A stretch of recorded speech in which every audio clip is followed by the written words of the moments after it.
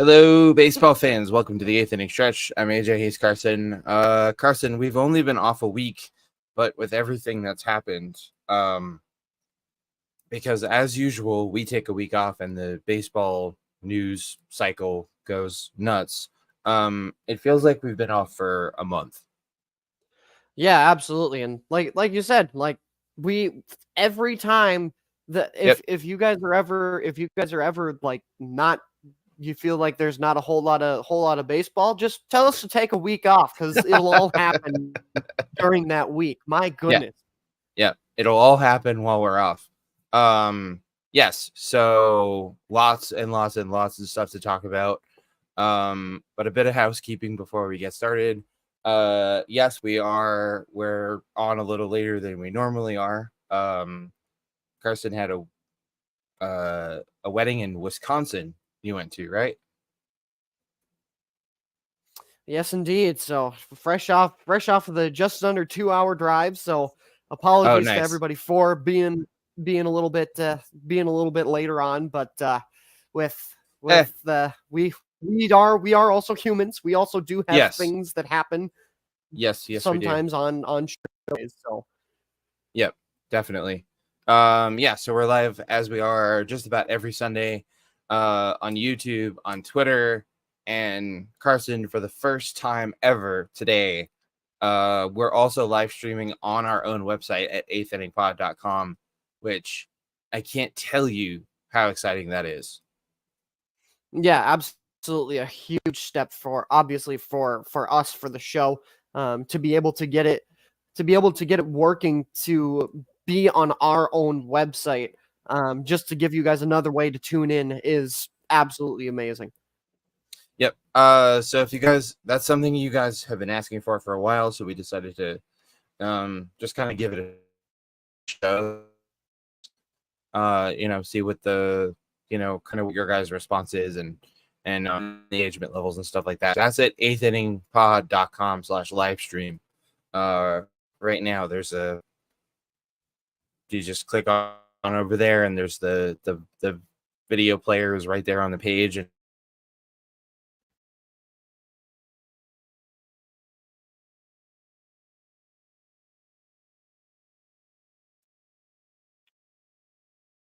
Oh, AJ, you still there?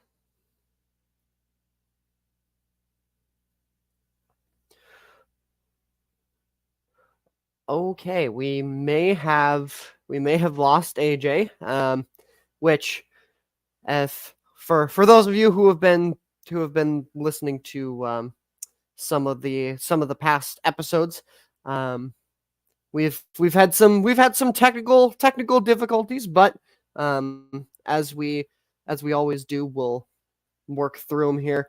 Just want to give us a quick second here to see if AJ comes back, and it looks like he does indeed have some technical issues going on. So let's just kind of jump right into things.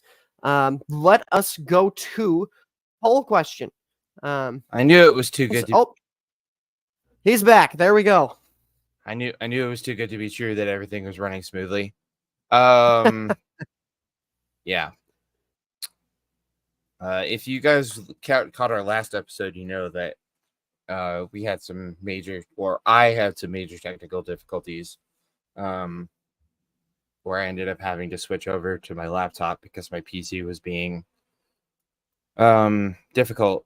So I guess we'll just keep an eye on that. Did you guys hear any of my opening spiel? Did any of that cut through? Yeah. For me, you cut off right about halfway through. We were talking about halfway through. You were talking a little bit more about the live stream on the show page, and it cut you off. Oh, awesome. Anyways, follow us at Eighth Inning Pod on Twitter. Subscribe to Two Strike Count. Check out the Book of Baseball, which, yes, we are aware of an issue some of you guys are having with watching the Book of Baseball. So we are working on getting that fixed for you. But all that's at eighth-inningpod.com. And of course, you can help us continue churning out awesome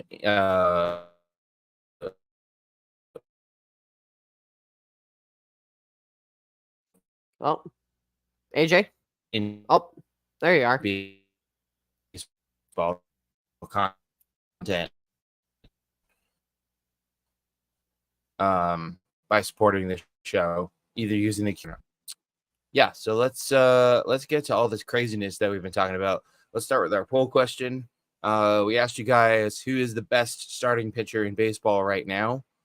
And the results are as follows. Shota Imanaga came out on top with 31% of the vote. The Phillies, Ranger Suarez, 29%. Other, 24%. We'll talk about that in a second. The Tigers, Tarek Skubal, 9%. And Cutter Crawford for my Red Sox, 7%. First of all, Carson, people need to start putting some respect on Cutter Crawford's name. Cutter Crawford and Tariq Skubal both. Put some respect on these boys' names. And let's throw Tanner Houck in there while we're at it, because Tanner Houck has emerged as the ace of the Red Sox staff.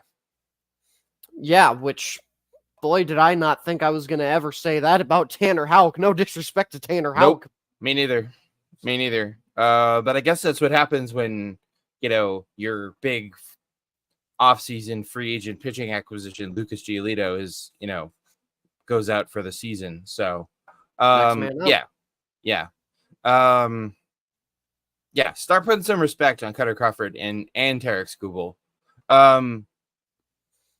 That said, I can't say that I necessarily disagree with Shota Imanaga getting the most votes in this poll. No, I can't necessarily say I disagree with it either, and it was very close between him and Ranger Suarez as it should be. I am so incredibly curious. The 24% of the other.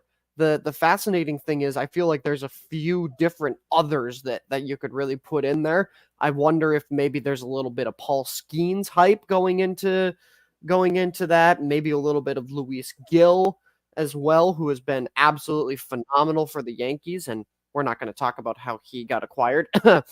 traded to the Yankees by the Twins for Jake freaking Cave.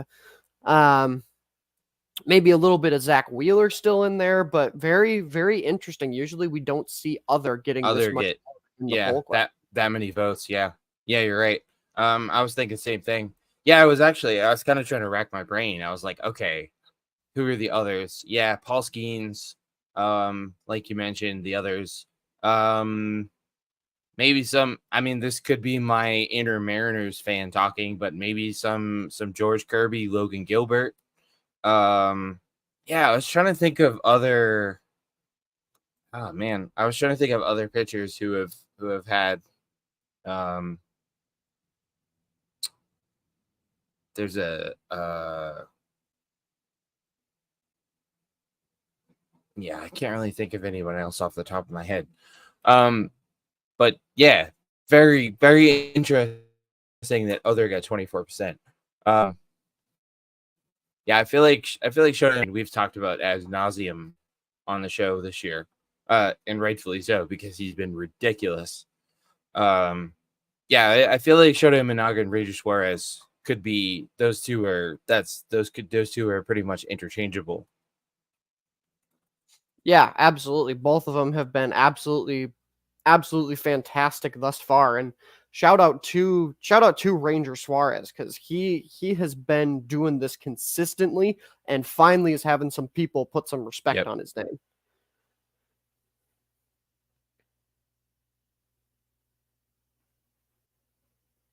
Yeah, I feel like we've been hearing about Ranger Suarez for like the last, I don't know, what 3 or 4 seasons?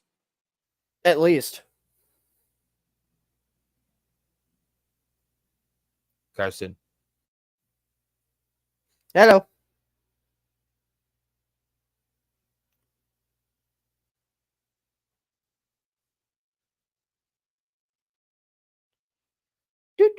Hello. I'm still here. Oh. Okay, now I can't tell if it's on me or if it's AJ that's having some issues. So I'm just gonna assume that it's maybe AJ, but we'll just apologies again, everybody, for all of this. We're still trying to work out some kinks, as you all can tell, but yep. So it looks like it was maybe AJ, but yeah, again, shout out to Ranger Suarez. His name's been thrown into a lot of these conversations and then kind of dips off a little bit towards the tail end of the season, but nice to see that his name is getting recognized. Let's AJ's back. There we go. I'm sorry, everybody. Yeah. It's deja vu all over again. From last week. Hang on, everybody. I am in the process of firing up StreamYard on my laptop because, yeah, I'm not playing this game again. Anyways, so while I do that, so I'm going to multitask here for a little bit. Yeah, I mean, just one last quick thought on the poll. Yeah, Carson, I feel like Shohei Ohtani and Ranger Suarez are pretty much interchangeable. And I feel like we've been hearing about Ranger Suarez for, the last 3-4 seasons at least. This dude's has made himself into a household name. Yeah, he's been very consistent during his time in MLB, and it feels like a lot of times he kind of started off well, but then maybe just kind of faltered off a little bit as the season went on. But I see no reason for that to happen this year. Yeah. Although he did just get, I think it was last night's game, he did just get injured. Took a comebacker in his hand, I think, and ended up leaving the game early. So hopefully he's okay. Yeah, I just pulled up the the pitching stat leaders because I was trying to rack my brain for other, who people voted for other. This name I completely forgot about this dude. Seth Lugo, from the Royals. Yeah, talk about a career renaissance for Seth Lugo. Yeah. He has been a huge part of that Royals team. Yeah, he's been ridiculous. Who else is on this list? Corbin Burns, obviously. Tanner Houck, nice to see his name near the top of this list. Luis Gil, you mentioned. Yeah, there have been some. Yeah. Okay. Yeah, I have to admit, I was a little skeptical when I saw the 24%, other, and I thought I was a bit skeptical of that. But you know what? Looking at this list, of the pitching, the statistical leaders, yeah, I can kind of see it. All right, guys. Well, I'll give you a pass on the other. Well, I'll give you a pass. So anyways, that's the poll for this time out. There will be a new poll up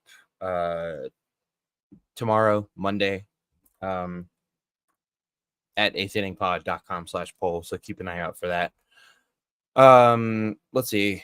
I mentioned the Book of Baseball thing. Yeah, so apparently producer Tasha was getting some let me know that she got some emails from you guys saying that you were having playback issues. Like you were going to watch Book of Baseball and we're having some playback issues and whatnot. So like I said before, we are 100% absolutely looking into that. We will get it fixed. We will get it back up so that you guys can watch Book of Baseball. Since there are now 2 episodes out, and a third one coming later this month. So yeah, just I guess just keep an eye out for that, and we'll keep you guys posted on how we're doing with that. Actually, let's see here. When is the next one coming out? I think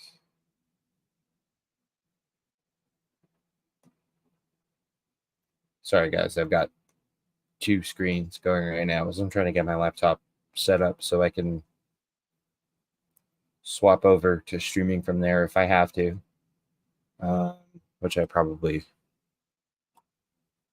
should just do anyways, but we'll see. Let's see.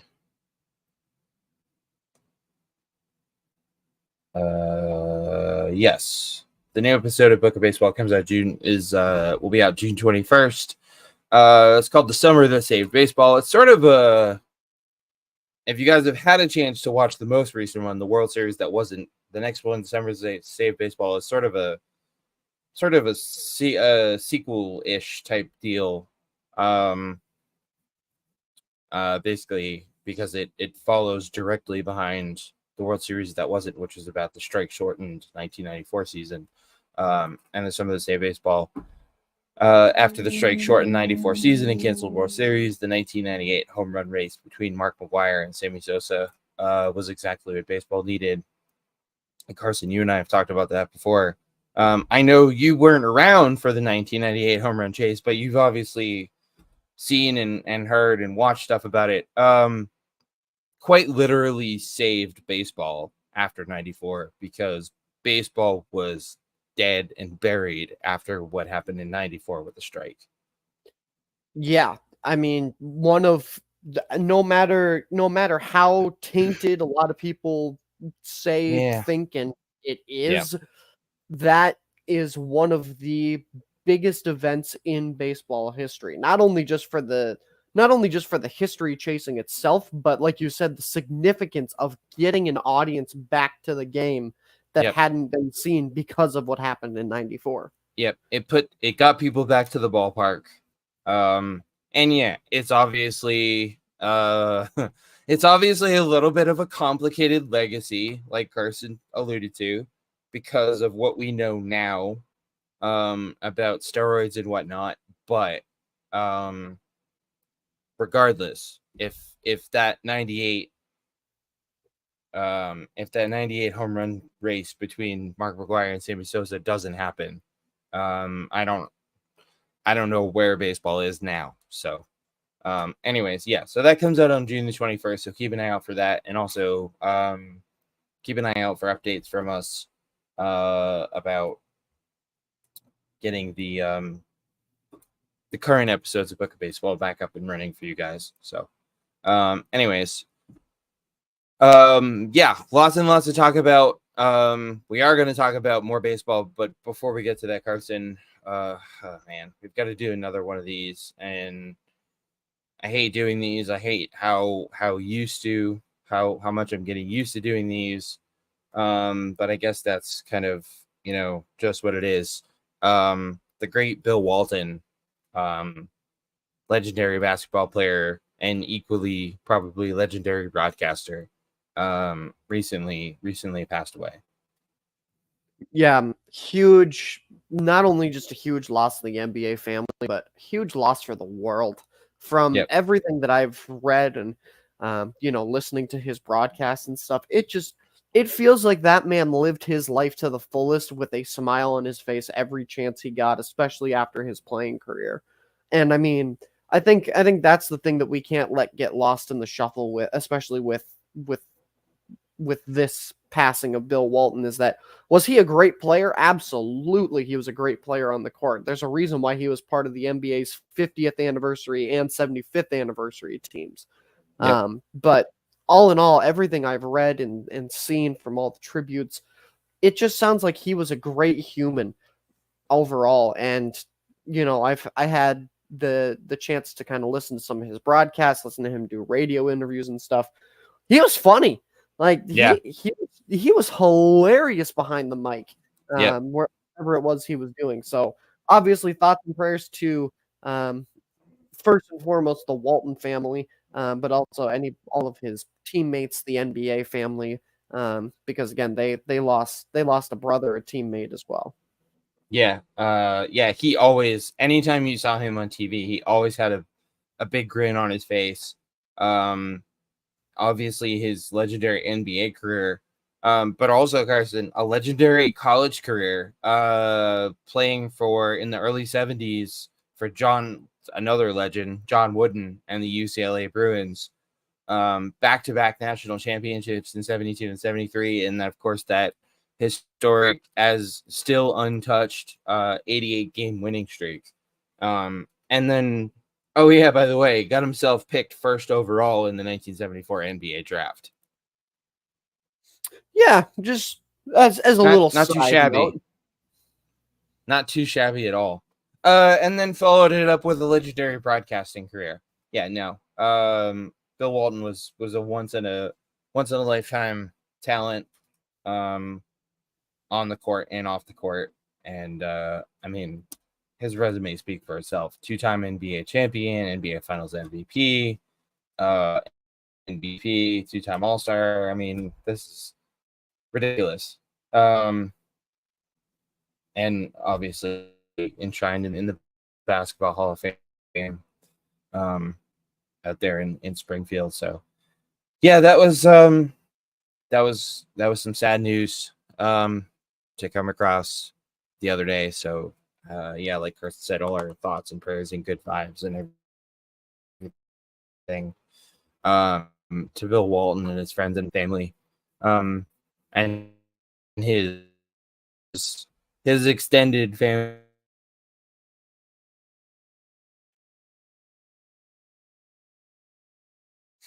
Oh, AJ?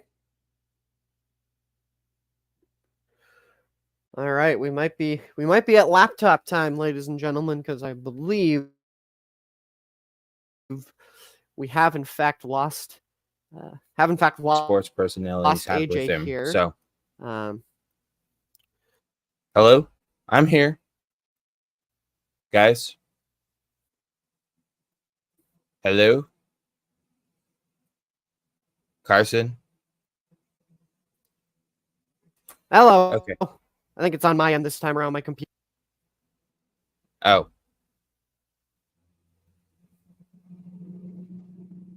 Okay. Hello? I think I've solved the issue. Are we good? Okay. Yes, I can hear you. Fantastic. That was on your end.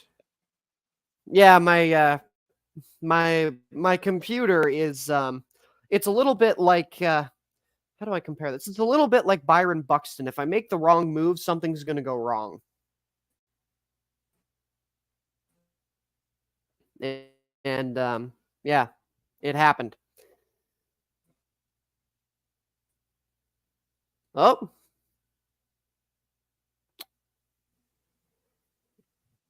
Boy, all the technology apparently is breaking down today. Yes, it is. It's one of those days, I guess. Anyways, so yeah, that's kind of where we're at with Bill Walton. Obviously, sad news. So, anyways, all right. At long last, to baseball. Bad news for Braves fans, Carson. Bad news for Braves fans. They've already lost. The Braves have already lost Spencer Strider for the year. And now they've lost their superstar outfielder, Ronald Acuna Jr., tore his ACL in a game against the Pirates. And I really don't know what else to say to Braves fans other than this really sucks. And you never want to see any player get hurt, but you especially do not want to see a player of Ronald Acuna Jr.'s caliber go down. Yeah, and I'd also like to take this time to congratulate the Philadelphia Phillies on officially clinching the NL East. But yeah, obviously, yeah. When I saw this news drop, instant reaction was, oh no. This is a Braves team that now, like AJ alluded to, this is a Braves team that has already lost Spencer Strider for the year, and now down goes Ronald Acuna Jr., who that's your top two players right there. That's it. Credit to the Braves. They've been playing They've been playing well despite that. Still, not totally out of things. 7.5 games back of the Phillies right now, who have been Oof. absolutely on fire. Mm. But again, kind of that next man up mentality. The Braves have enough Mm. depth, I think, where obviously you're not gonna replace a player of Ronald Acuna's caliber. You're just not. Nope. But I think they've got enough depth where they'll be relatively okay. I do think at the end of the day, this very much hurts their NL East division title chances. I think this very much hurts their playoff chances, their World Series hopes. Mm-hmm. But they've got like I said, they've got plenty of depth, I think, to be able to get the job done. And I mean, speaking of, alluding to Spencer Strider, Ronaldo Lopez is a guy who has done a phenomenal job, Yeah. kind of being that next man up after Spencer Strider went down. So who's to say that they can't get another production out of somebody else in the same vein? Yeah. I mean, I'm all for the next man up thing, and um and it's always great to see teams, to be able to be resilient and sort of weather their way through injuries like this. Yeah, but no Spencer Strider, no Ronald Acuna Jr. And I mean, you mentioned the way the Phillies have been playing. The Phillies have been just on a tear. I'm Carson. I don't know. I'm starting to hear phrases. I'm starting to hear words like single season wins record and breaking the 2001 Mariners record. I'm starting to hear that kind of stuff surrounding the Phillies. And well, I do think it is a bit early. I mean, it's June now. I mean, we're what, a third of the way through the season? A quarter of the way through the season, which is nuts. But yeah, unless all four wheels come off for the Phillies, and their engine dies, I don't see the Braves catching them in the NL East. Not without Strider, and certainly definitely not without Ronald Acuna Jr. Yeah, 100% agree. Like I think that at this point, I would say shut up and take my money to throwing an NL East bet towards the Philadelphia Phillies if I were the betting type. Oh yeah, Over the absolutely. Atlanta Braves. I got to be honest. I think, go ahead. But I think to kind of sum everything up here, I think the bigger problem that we've got to think about is in the playoffs. Oh yeah. This is a team that very much had World Series aspirations. And I mean, Yep. Again, they have a good amount of depth. And it seems like, kind of taking a look at things, Adam Duvall seems to be the guy who's gonna take right field in Acuna Jr.'s absence.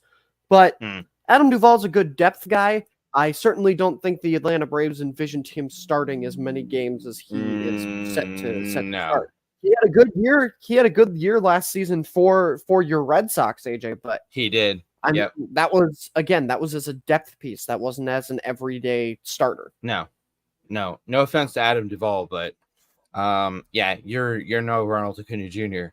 And when Strider went down, it was like, okay, they can go out and get someone. They can go out and get a pitcher at the deadline, because it sounds like the pitching market at the deadline is going to be just ridiculous.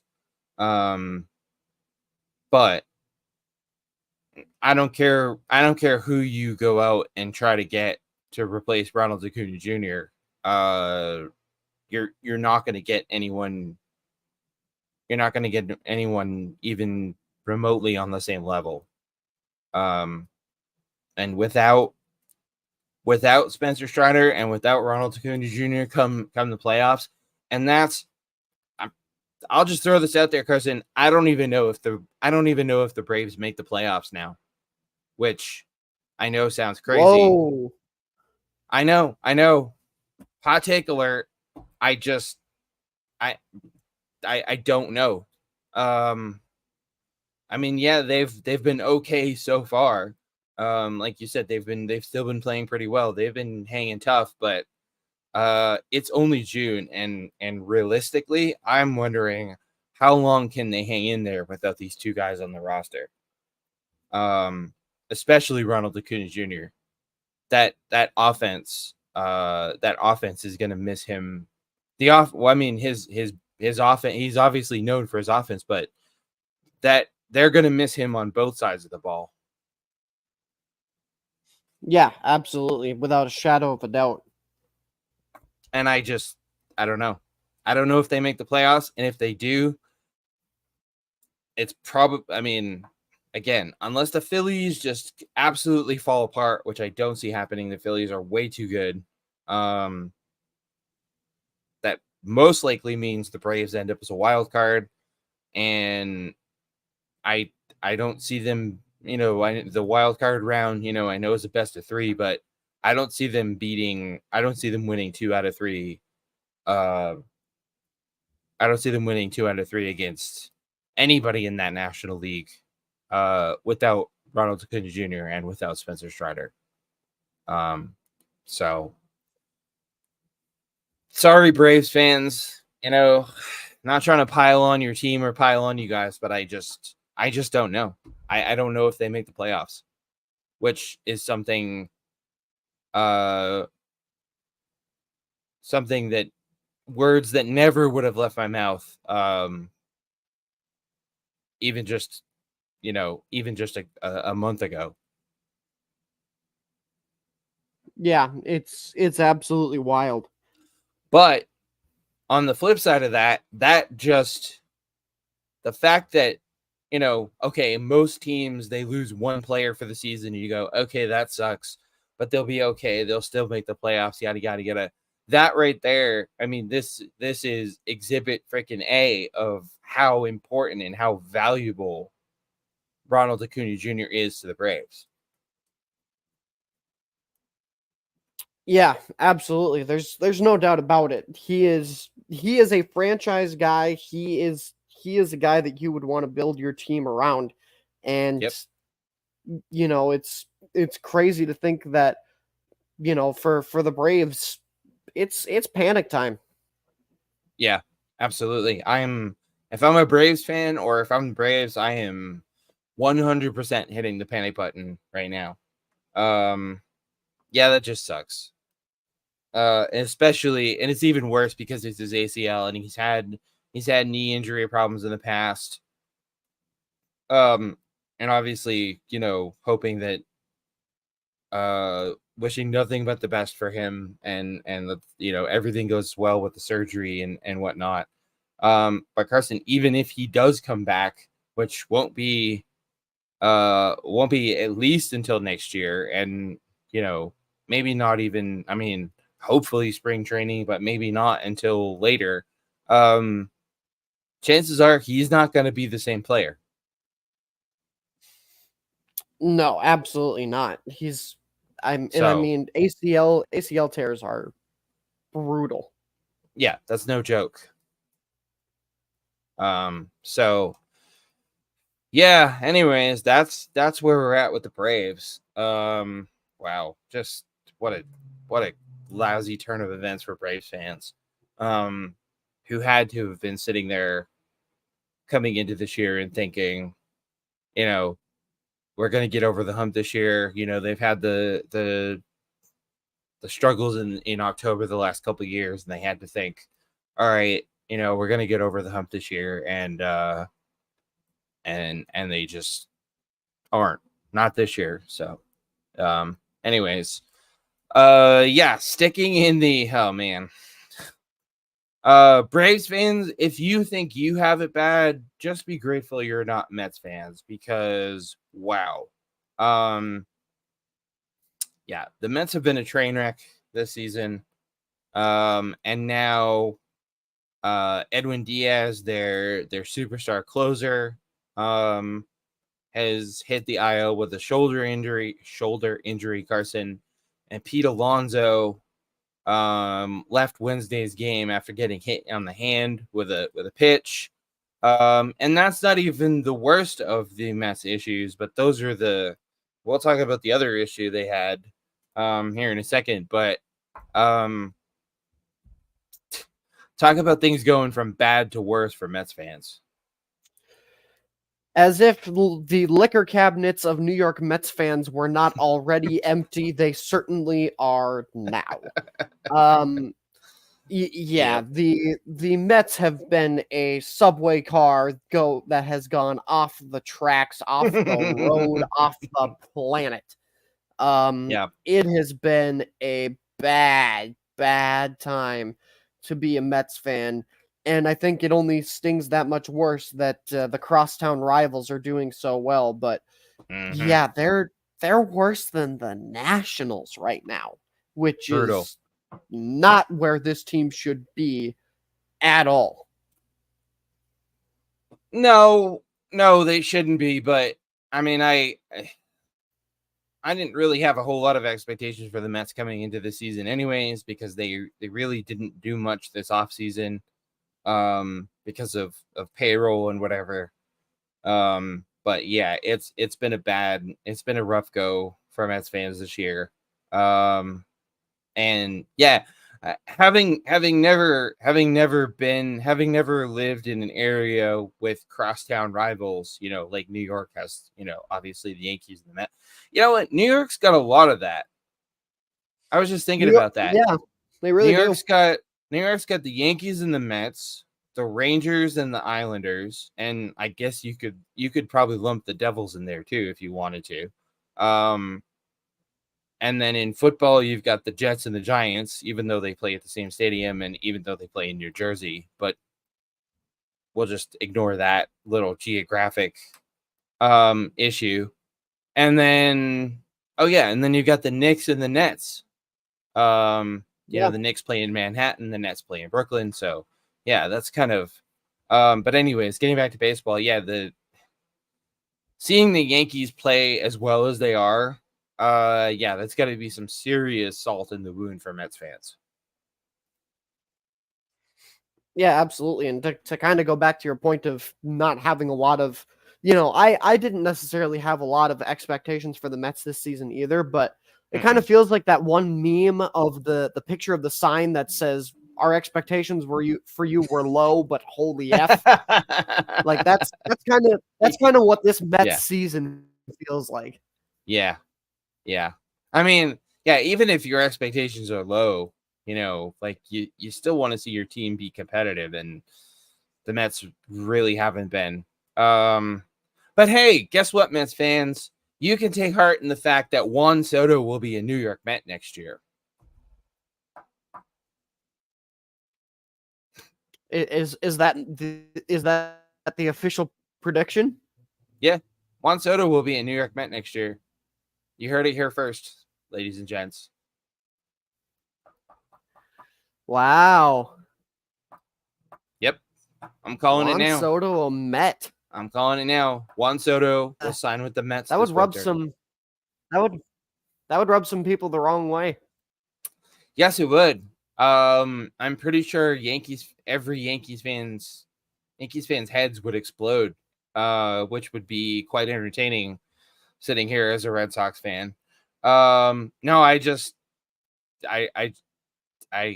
don't see. I've seen and read too much.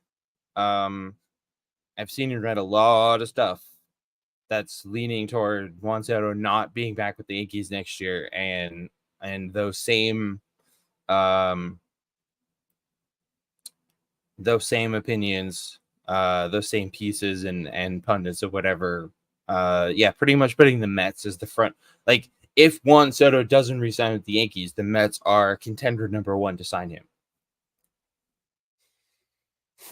Okay. So there you go. So hey, you just got to get through this year, Mets fans. This year's a little rough. Next year things will be much better. Next year your team will have your team's payroll situation will be much better. They'll have more money to spend, and you'll have Juan Soto, and then you can turn around and rub that in Yankees fans' faces. So, But sticking with the Mets, Carson, wow. Yeah.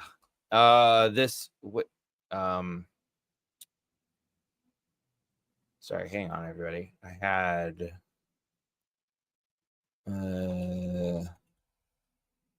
okay, yeah. Wow, this was just such a bizarre, like, now ex-Mets reliever Jorge Lopez, Carson, in the course of one game, lost his lost his cool, lost his glove, and then lost his roster spot. This was just such a bizarre, like, turn of events. So for those of you who didn't see this, Mets reliever Jorge Lopez threw a pickoff attempt over to third base, which accidentally hit the third base umpire. And then on an ensuing play, the Mets were playing the Dodgers. On an ensuing play, Freddie Freeman, there was a Freddie Freeman check swing. That was honestly, it was a bit questionable. It was a bit iffy whether or not he swung or not. But the Mets appealed to the third base umpire who had been hit by the pickoff attempt.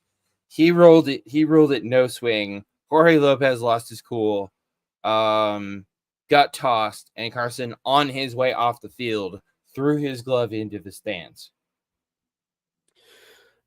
Yeah. This Wow. was one that was particularly interesting.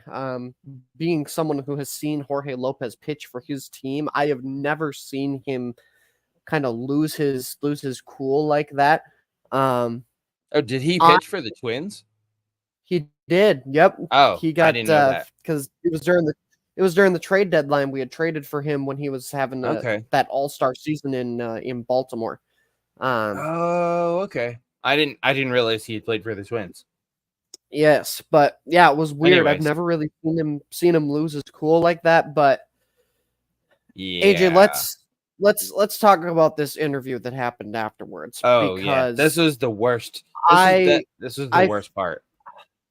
I feel so bad for him because, for anybody who may have been living under a rock with this situation. So, as AJ said, not a great outing, chucked his glove into the stands, ends up getting DFA'd. But after the game, he is in the locker room doing an interview. And there were many news outlets, including the biggest one I saw, I think, was John Boy Media, that quoted him as basically calling the Mets the shittiest team in baseball. Yep. Jorge Lopez ended up coming out with a statement after he had been DFA'd saying, "I never said that. My English isn't great. I said that I was the shittiest teammate in baseball." And it makes a lot more sense that he would have said teammate, because he even started talking about, watching that interview broke my heart, because that is a man who is broken.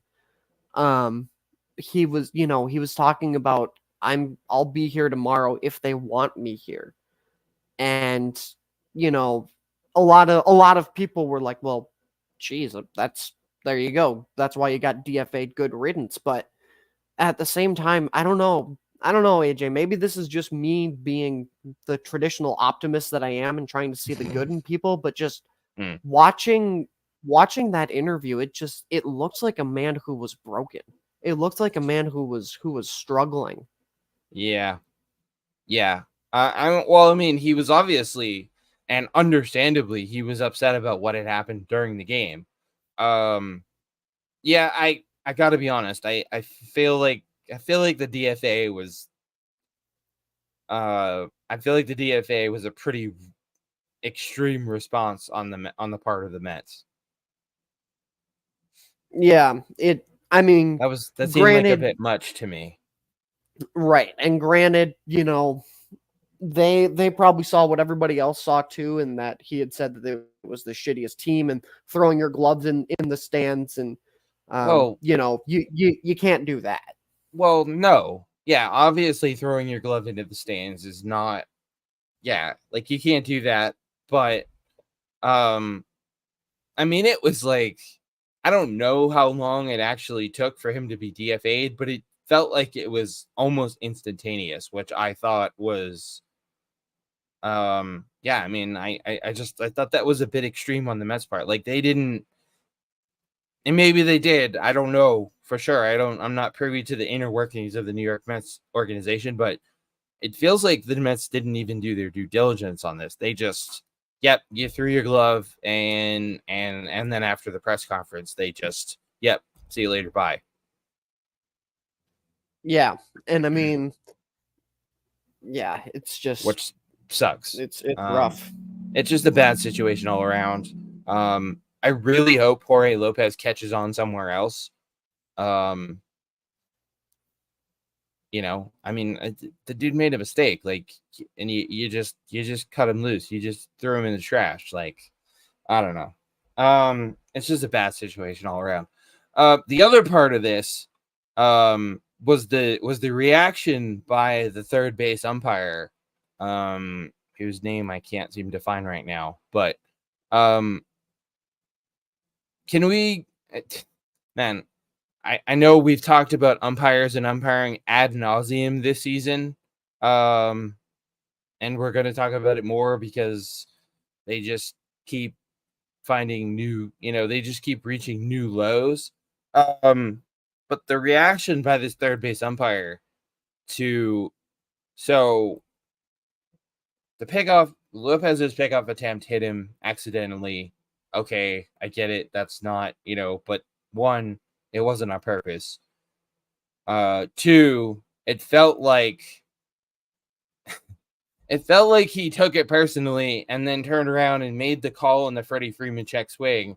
And because Jorge Lopez had the audacity to question the call, he just tossed him. Like, can we please, umpires, for 1 second stop making these situations worse on purpose? Please. Yeah. It's just it's a weird situation all around, and there are reporters that in the wake of him posting that statement, as I kind of just took a little real-time research, are saying, like there was somebody at the press conference that asked him to clarify, and who clarified the question, and he still had the same response. So I don't know if this is something that we'll ever truly know.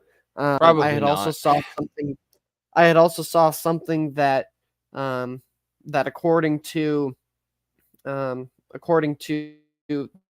have been some posts that that his son is also dealing apparently with a serious health issue and is waiting on a transplant. Oh, man. I've seen that kind of floating around on the web, but just an overall weird and honestly just a sad situation all around.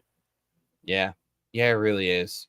Yeah, I mean, obviously, you just, you hope the best and send all your good vibes and good thoughts and everything to Jorge Lopez, and his family.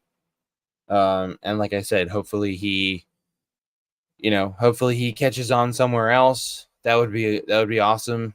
And he gets another chance to play baseball somewhere. But in the meantime, like, yeah, and like you said, this is probably one of those situations that we'll never really know what happened. We'll never get the whole story. But yeah, just a bizarre, crappy situation all around. All right, on to much, much lighter topics. Fair warning, everybody, I might get a bit ranty talking about this. Yeah, because boy, do I have thoughts. Any of you who have listened to the show with any regularity know that I'm a huge fan of the World Baseball Classic. It's one of my favorite sporting events. I love seeing baseball. The best players in the world and the best baseball players in the world play against each other. I will take the World Baseball Classic over baseball in the Olympics all day, every day, and twice on Sundays. But yeah.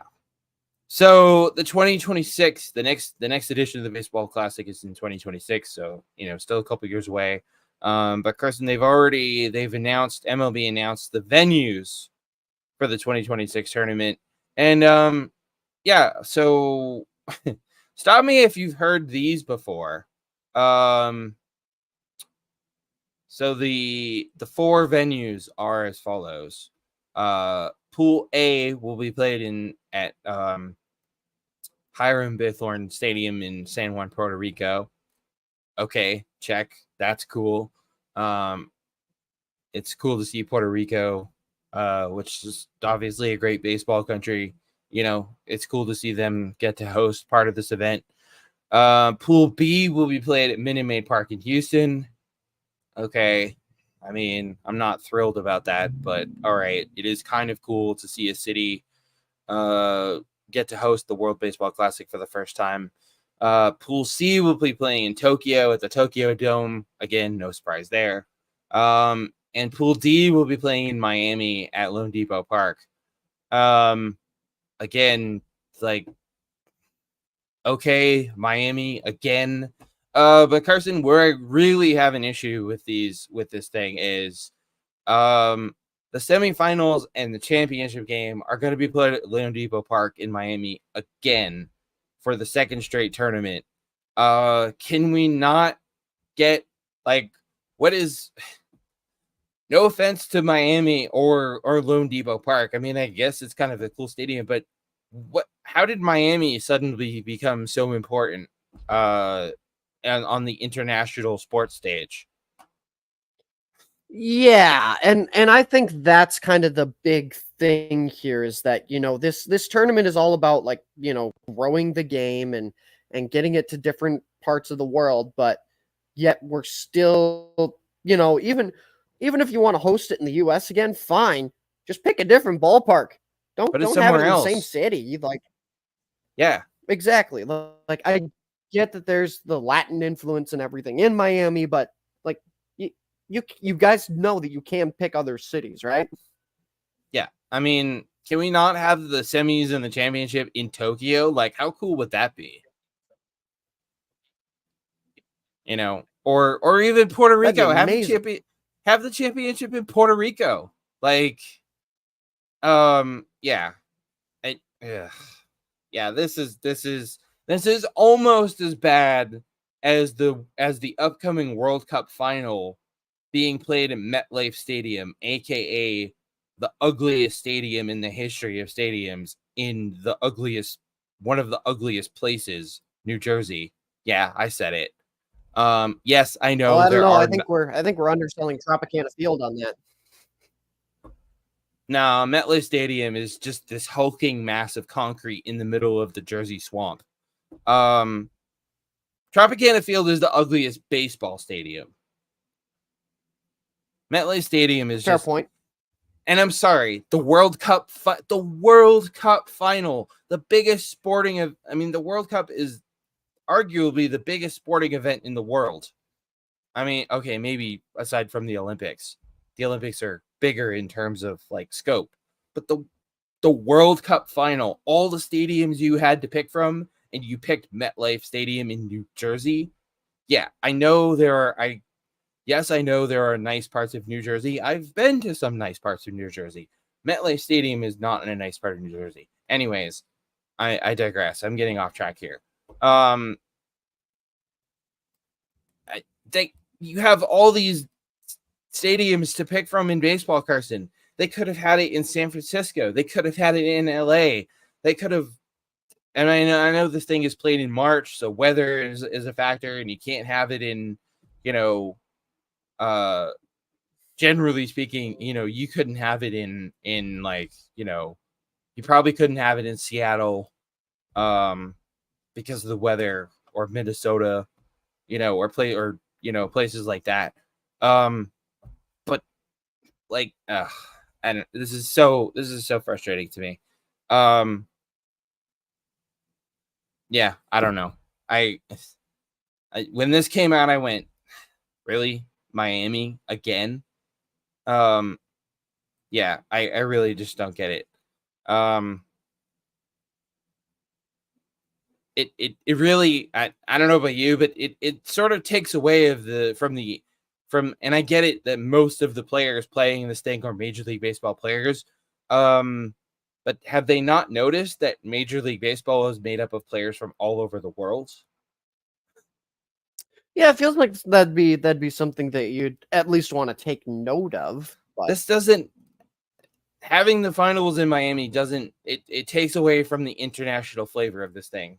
I guess is what I'm essentially getting at. And also, like, why have it in the same place 2 years in a row? I don't know. It's just it's baffling to me. But anyways, that aside, I'm excited to have the WBC back in 2026. It's a great event, and like I said, I'll take the WBC over baseball in the Olympics anytime. But we'll be talking more about baseball in the Olympics later. Speaking of cities that would be a great place to have a World Baseball Classic, Carson, Toronto, hello. But that aside, the Blue Jays became the latest team to unveil their City Connect jerseys, and I gotta say, man, like these are the best City Connect jerseys that we've seen in a while. Because the last couple, which I think were the Phillies and the Tigers, were a little iffy. But these Toronto ones are just, they're straight fire. yeah, they're absolutely gorgeous. Like everything about it. I love kind of the neon look to it, the detail in the skyline, like the little the purplish detail in the skyline. The hats are nice. It's not an abbreviation of Toronto. That's TOR. Like, mwah, perfect. Love them. No, these are slick. Yeah, if you guys haven't had a chance to see them yet, they're slick. They're some of the best ones I've seen. Like I said, the Phillies ones are, the Phillies and the Tigers were kind of even the Cardinals ones, the Cardinals ones were even a little iffy to me. Yeah, the Cardinals ones were nice, but yeah, they just needed a little tweak, and maybe not to say the Lou, because that's weird. Yeah, and didn't the Cardinals ones have the stupid 3-letter abbreviation on the thing too, don't they? On the hat, on the STL. hat. Yeah. Who else? Yeah, the Guardians came out with theirs recently. The Guardians ones are pretty cool. They remind me of the 90s, and the old Indians and that kind of stuff. But yeah, we're getting down to the last. Carson, your Twins actually are going to be debuting their City Connect jerseys June 10th, it looks like. I am excited and nervous all at the same time, because you will not have a very happy Carson if these things suck. I don't know, man. I have a pretty good feeling. I think the Twins are going to do a good job with theirs. I sure hope so, and I swear to God, if it involves any MIN, you will hear about it. Yeah. Hopefully they have some sort of tribute to, the fact that, where the Twins name comes from with the, with the Twin Cities. And I don't know. I don't really know. I can't really explain why. I have a good feeling about the Twins. And apparently the Dodgers are coming out with new ones because they're so special that they get to have two. Whatever. Typical Dodgers. Yeah, we're the Dodgers. We're special. We get to have 2 City Connect jerseys. Okay. Anyways, but yeah, I mean, we're getting to the point where every team's got a City Connect jersey. Some of them are awesome. Some of them are sort of middle of the road. Some of them are not so hot. Like we've talked about. But it sort of got me thinking, like, okay, what's the best one out of all of these? Or maybe not necessarily the best, but my favorite one. Obviously, my Red Sox and the yellow and blue which I see a lot of people ragging on the Red Sox City Connect jerseys, and I want to clear this up. I see a lot of, why are they yellow? They're this bright yellow. Yellow and blue are the colors for the Boston Marathon. And the jerseys themselves are a tribute to 2013 and everyone affected by the marathon bombing in 2013. And that's why they say Boston and not Red Sox, and that's why they have the 617 patch, which is Boston's area code on the sleeve. So but obviously obviously Carson, my favorite, somebody asked me my favorite City Connect jerseys, I'm gonna say the Red Sox or the Mariners. But aside from those, man, I love I love me some Arizona Diamondbacks City Connect jerseys. That cream color with the black and the red and the serpientes on the front. Oh man, talk about chef's kiss. Yeah, those are still probably my favorites, but boy, oh boy, Toronto is like right there. It's right there. It is. It's close. Yep, it is. It's right up there. I didn't think anyone was gonna even come close to Arizona. But the look at those. Those are just, oh man. Whew. Those are clean. Yeah, I didn't think anyone was ever going to come close to Arizona's, but Toronto did a pretty damn good job. As for least favorite, I mean, Astros, can we talk about the Space City? Yeah. Those are just, oh god. And the pants. They have that, they have the retro, when the Astros wore those hideous orange jerseys back in the day. They looked at those and they thought, yes, we should incorporate this color scheme into our City Connect uniforms. Ugh. Yeah, disgusting. They're hideous. Anyways, I guess that's enough jersey talk, but anyways, yeah, the Blue Jays nailed it with their City Connect jerseys. And I'm really, really excited to see what the Twins come out with for theirs, which is again, the Twins are unveiling theirs on June 10th, Carson, and I believe I saw that they're going to wear them for the first time on the 14th. Yeah, which is extremely exciting. Yeah, good stuff. Oh man. Okay. I said we've been talking about umpires a lot, and we have been, and with good reason, because the umpires can't seem to keep themselves out of the headlines this year. But Carson, at the top of the show, we were talking about how the baseball news cycle went nuts because we took a week off, and boy did it ever. Pop the champagne, everybody. Angel Hernandez has retired. Hallelujah. Yeah, I feel, yeah. Where's the angels? We need a sound effect of angels singing. Wow. This freaking, I mean, I don't know if you would call this unexpected, but this kind of came out of nowhere. Like, this wasn't he is going to retire at the end of the season. This was, he's retiring now, effective immediately. Yeah, and in all honesty, there was some sort of settlement or something with MLB. Oh, absolutely. Right? Like, there is no way he went on his own accord. MLB was like, look, Angel, buddy, here's what's going on. We will pay you money. It's time for you to go.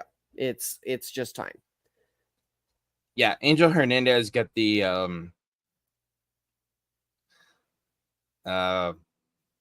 not sure if I want to say that. I was gonna say Angel Hernandez got the Catholic Church treatment. Ooh, yeah. Oh, yeah. Sorry. And by that I mean, rather than facing punishment or rather than being held accountable for his actions, he just sort of got quietly, here's your money, Angel. Get out of here. Sneak, go out the back exit. He just kind of got shuffled out quietly. But regardless of how it happened or why it happened, Carson, Angel Hernandez is gone. He will never ruin another baseball game ever. One of the worst umpires in not just MLB history, but truly in all of sports. Oh yeah, one of the worst officials in any sport ever. Like it's not even close. And No. I mean, yes, there are people that it's like, oh, we shouldn't remember him just for his bad calls, and it's like that's fair. He had a lot of service in MLB, but like, hello, there are literally there is at least a 15-minute compilation on YouTube of his worst ever calls. Like, yep. How can I not remember him for ruining so many games of the game I love? Like, I'm pretty sure there are several compilations on YouTube. Oh, there's probably at least like 10. Yeah, there's not just one. But yeah. Yeah, I get it. He was, he did put a lot of service time. Looks like his first major league game was in 1991. I mean, yeah, the dude was around a long time. But I feel like he overstayed his welcome. Yeah, absolutely. At a certain point, you just got to learn to hang it up. And I think he stuck around for about a decade too long, because it feels like it's been the last decade or so that he's been this, like constant source of controversy. I mean, his completely seemingly arbitrary strike zone, his way too quick trigger on ejecting players. Oh, by the way, his unsuccessful lawsuit against MLB for discrimination in 2017. Yeah, Angel Hernandez has spent the last decade, Carson, making headlines for all the wrong reasons. And making headlines where, I might add, most umpires prefer not to be noticed and not to make headlines. And Angel Hernandez seemed to like go out of his way to get his name in the news. Yeah, and I mean, you mentioned it. That is where the discrimination lawsuit is where I lost a lot of respect for Angel Hernandez. Yep. Yeah, that was a big. I lost a ton of respect for him after that. Yeah, that was a big. I mean, I didn't have much respect for him to begin with, but yeah. Good point. That was the proverbial nail in the coffin, as it were. Yeah, so I mean, I wow. Again, I'm glad he's gone. I'm glad he'll never be able to ruin another baseball game ever again. But here's my concern, Carson. My concern is that this is going to be the beginning of a trend for controversial umpires, that rather than being held accountable, they're just going to start quietly, shuffling them out the door. Angel Hernandez, obviously, CB Buckner, that's another one. I'm sure if I racked my brain, I could think of other names, but that's my concern, that rather than holding these guys accountable, MLB is just going to start quietly. Okay, here's your severance package. Okay, bye-bye. And I am not a fan of that. I don't like it. Yeah, and I think that's a fair concern, but at the same time, like you had said, Angel Hernandez is, I think, a different case than a CB Buckner. Like Angel Hernandez, fair. Like you said, he was looking to make headlines. Yeah, he wanted to be the star of the show. He is just a stubborn man in general. If you disagree with him, you were out. So I think it's a very valid concern, but I think it's just that Angel Hernandez was a special snowflake and not in a good way. Yeah, who do you think Angel Hernandez voted for in 2016 and 2020? I bet I could hazard a guess. Anyways, 34. That's all I'll say about that. Sorry, I couldn't help myself. Yeah, no, I think you're right. I think Angel Hernandez is, he's a special case, all right. Yeah, no, I mean, I'm not necessarily saying that I think MLB is going to start, sort of shuffling these controversial umpires into early retirement or, forced retirement or anything like that. But, I mean, obviously, we all know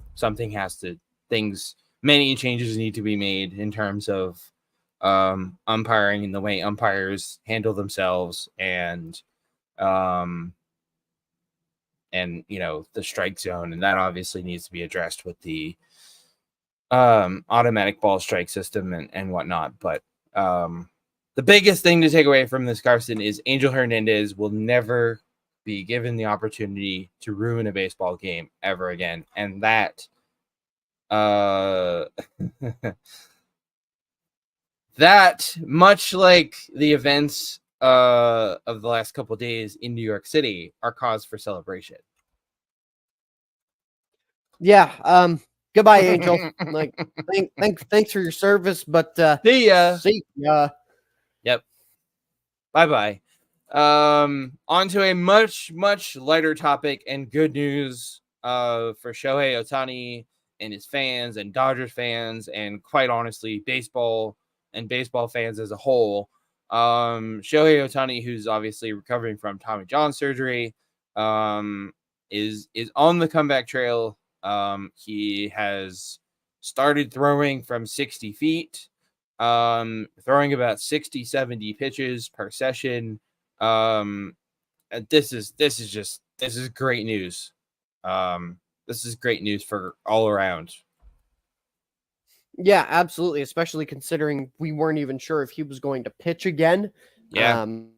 This is awesome. That was a valid concern. He really. It was a concern that we talked about ad nauseum on the show, and it's one of those things where Shohei Ohtani would have still been a great player either way, but it just feels like, all right, Shohei Ohtani is Shohei Ohtani again. Yep. I mean, obviously he's not. There are no plans for him to pitch in a game at least until next year. But yeah, like Carson said, it was a valid concern when it was announced that he was having Tommy John surgery. There was a valid concern whether or not he would ever pitch at all. He would ever pitch again at all. So the fact that he's making such great progress to getting back on the mound, and pitching in an actual game, it's great news all around. Because Carson, I don't think it's going out on a limb to say that baseball as a whole in general is better when Shohei Ohtani is able to play at his full, at his highest level as the only two-way player in all of baseball and the first two-way player since Babe Ruth. Yeah, completely agree. When he is able to play at his peak and at his best, there's not a lot of guys that are better in the game. Yeah, or more fun to watch. I mean, I don't care if you. I mean, I despise the Dodgers. Like, I don't care if you're a Dodgers fan or not. Like, you objectively speaking, Shohei Ohtani is one of the most fun players in baseball to watch. So, this is great, awesome news. Yeah, good news all around. All right, everybody, brace yourselves. We've been sort of teasing this all week leading up to the show today. So I'll just give you guys a little background in case you've been living under a rock for the last week. It was announced the other day that Major League Baseball was going to incorporate statistics from the Negro Leagues into the official MLB records. It was not a snap decision. It was something that has been in the works for a while,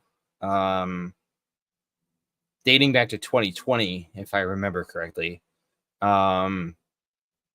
If you guys read the most recent edition of Two Strike Count, which if you haven't, what are you waiting for? And also, if you haven't subscribed to Two Strike Count, what are you waiting for? Go to eighth-inning-pod/Two Strike Count, and you can subscribe for free and get every issue delivered right to your inbox. But in case you missed it, I did talk about this in the most recent issue of Two Strike Count. I tried to not hold back, but I tried not to go too in depth because I knew we were going to be talking about it on the show, Carson. So, Major League Baseball made this decision. It was back in 2020. So this whole initiative started in 2020 when MLB announced that they would be, quote unquote, correcting a long-time oversight by incorporating the Negro League stats into the official MLB record books.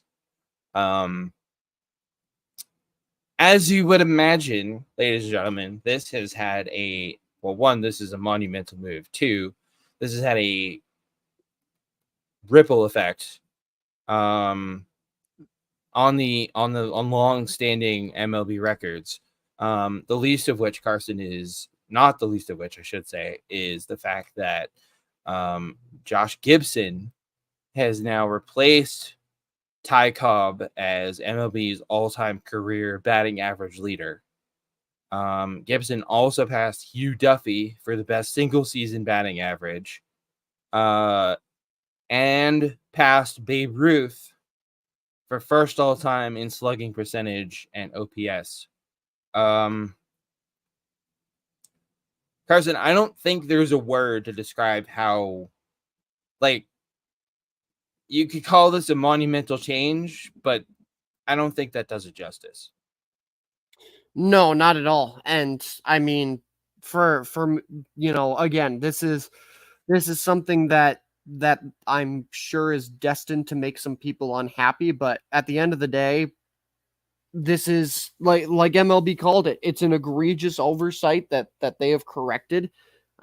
It's great to see these guys get the recognition that they deserve, because at the end of the day, yes, Jackie Robinson was the guy that broke the barrier, but there were plenty of great players like Josh Gibson that came before him that never got the credit that they deserved.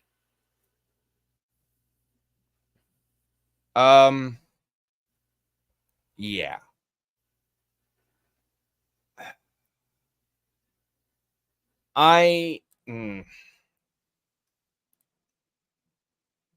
Yes. Okay. I'm sorry, everybody. I'm just trying to gather my thoughts on this because, boy, do I have thoughts on this. Yes, I agree that the stats from the Negro Leagues, the fact that before now they were not officially in the MLB record books it was, as MLB so delicately put it, a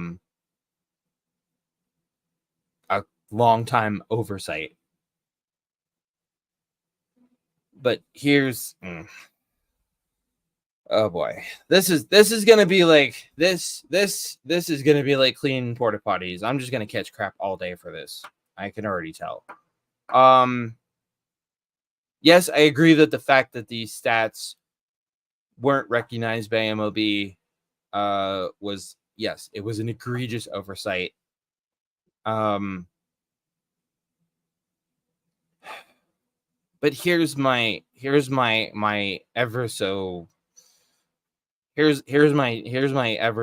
tiny little problem with this. The reason that these stats were never recognized by MLB in the first place was because of MLB's own racist, exclusionary policies that kept players like Josh Gibson from playing in MLB in the first place. So this is sort of like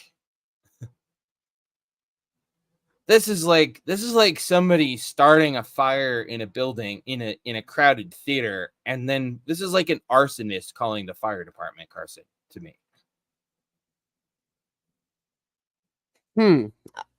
Does that make sense? It does, and I do get where you're coming from. Like the reason these stats weren't incorporated in the first place was because of MLB. Like that, I don't know. It feels like a I don't know if double standard is the right word, but like, it feels kind of like they're doing it for a PR stunt in your mind. It feels like they're so we had these exclusionary racist policies in place for basically for 30 years. The Negro Leagues began playing around the historic records are a little fuzzy because record keeping back then was not what it is today. But the Negro Leagues began play around 1920. Okay. Jackie Robinson didn't suit up for the Dodgers until 1947. So for 30 years, MLB and its owners and its organization and whoever else had a policy in place. Nope, we're not letting black players in Major League Baseball. I mean, they did eventually in 1947 when Jackie Robinson finally broke the color barrier with the Brooklyn Dodgers. But for 30 years, they kept black players out of MLB. And now, in 2024, they're going, oh, yeah, whoops. It's like they're going, oops, our bad. What can we do to fix this? Oh, I know. We can incorporate the Negro League stats into MLB's record books. That's what it feels like to me. And again, I do see where you're coming from. I think it's a fair point. I think they should have done this sooner, but they could have just not had those policies to begin with. Or they could have just not had the policies to begin with. Yes, this is true. You could have just not been a bunch of racist D-bags. No, yes. And again, you're not inherently in no way am I disagreeing necessarily with anything that you've said, because I think you're 100% right. This doesn't happen if those policies aren't in place, aren't in place at all. And right. I'm not going to sit here and defend those policies, because who would? That's stupid. But at the same time, that was, I don't like, by no means do I like it, but that was what segregation was. Right. That was the times. That was the unfortunately.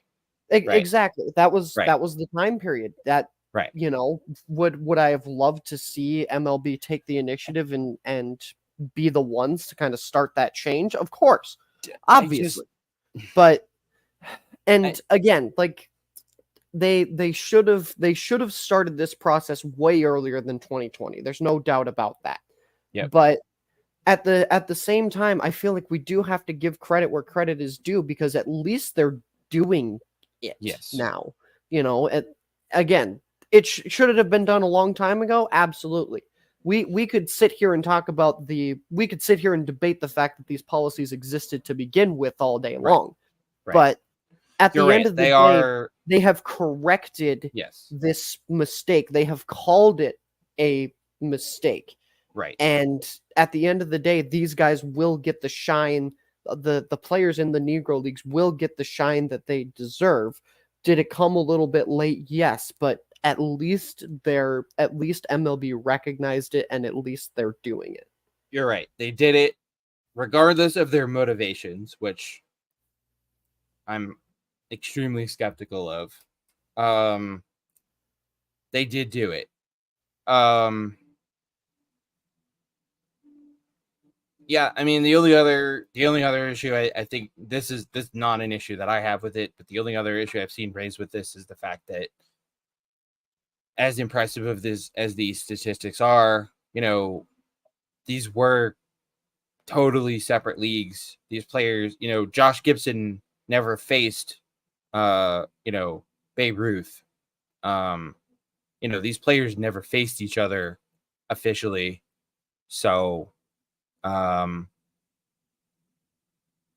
that's an issue that I've seen raised, but I don't, that doesn't really carry any water for me. Like, okay, cool. They never faced each other. It doesn't really matter. That doesn't take anything away from the achievements and accomplishments of the Negro Leagues players.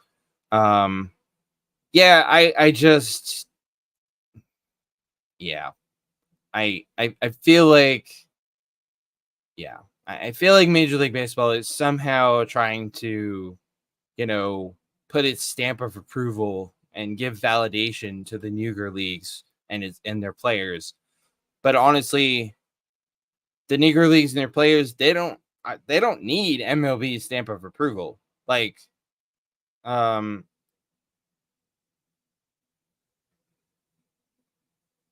I yeah, I feel like they did it. I feel like it's MLB is doing this a distraction. They're trying to distract or soften, they're trying to soften the impact that the policies had, and they're trying to distract from the fact that the policies existed in the first place. Because like we just said, that was the times and everyone, but if things had been the way they should have been, Carson, the Negro League shouldn't have even existed in the first place. These players should have been able to play in MLB, but they weren't. And yeah, it just feels like MLB is trying to distract and minimize what happened. But that said, on the whole, I'm on board with this. I think it's a great idea. I think it should have been done a lot sooner. I do think, Carson, and I'm pretty sure we agree on this, it's a good thing to see these players finally get, not that they didn't get recognition before, but to get this level of recognition, which they have been denied for all these years. Yeah, absolutely, 100% agree. They are very deserving of this, and hopefully this brings, hopefully this is a very positive change. It's something that, as we've talked about, probably could have been done a while ago, but I'm glad that they're at least doing it now. Yeah. And obviously, I mean, this has got to be great for the relatives and descendants of and family members of these Negro Leagues players who are no longer with us. Like, this has to be an incredible feeling for them. Absolutely, no doubt about that. To sit there and finally see their family members, their relatives, finally see their achievements, recognized, albeit sort of kind of at the expense of established MLB records. I don't know. I'll say this to sort of put a bow on this thing, Carson. I don't envy the people in Major League Baseball who undertook this effort and who made this decision, because this is a no-win situation for those people. They're either going to be applauded or they're going to be crucified. Exactly. Yeah. It shouldn't be like that, but no, it shouldn't be, but that's where we are in well, I won't go too far down the rabbit hole about sports journalism, because I'll save that for my one last thing, but that's where we're at. But yeah, on the whole, I'm glad they did this. Long overdue. There are definitely some issues with it, but and I think we would both agree that we would rather that they did this than not do it. Yeah, 100%, absolutely. So yeah, that's where we're at with that. All right. Let's let's move on to some lighter stuff here. Let's get down to let's play some buy or sell.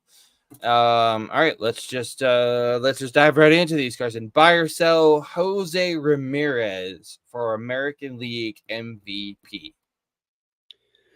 Yeah, I buy it. He's been absolutely on fire to start this season, and comparing yourself to Barry Bonds is certainly a choice, but Yeah, that's a bold move. it's a very bold move. But yeah, I see no reason to believe he couldn't be. So I'll absolutely buy this.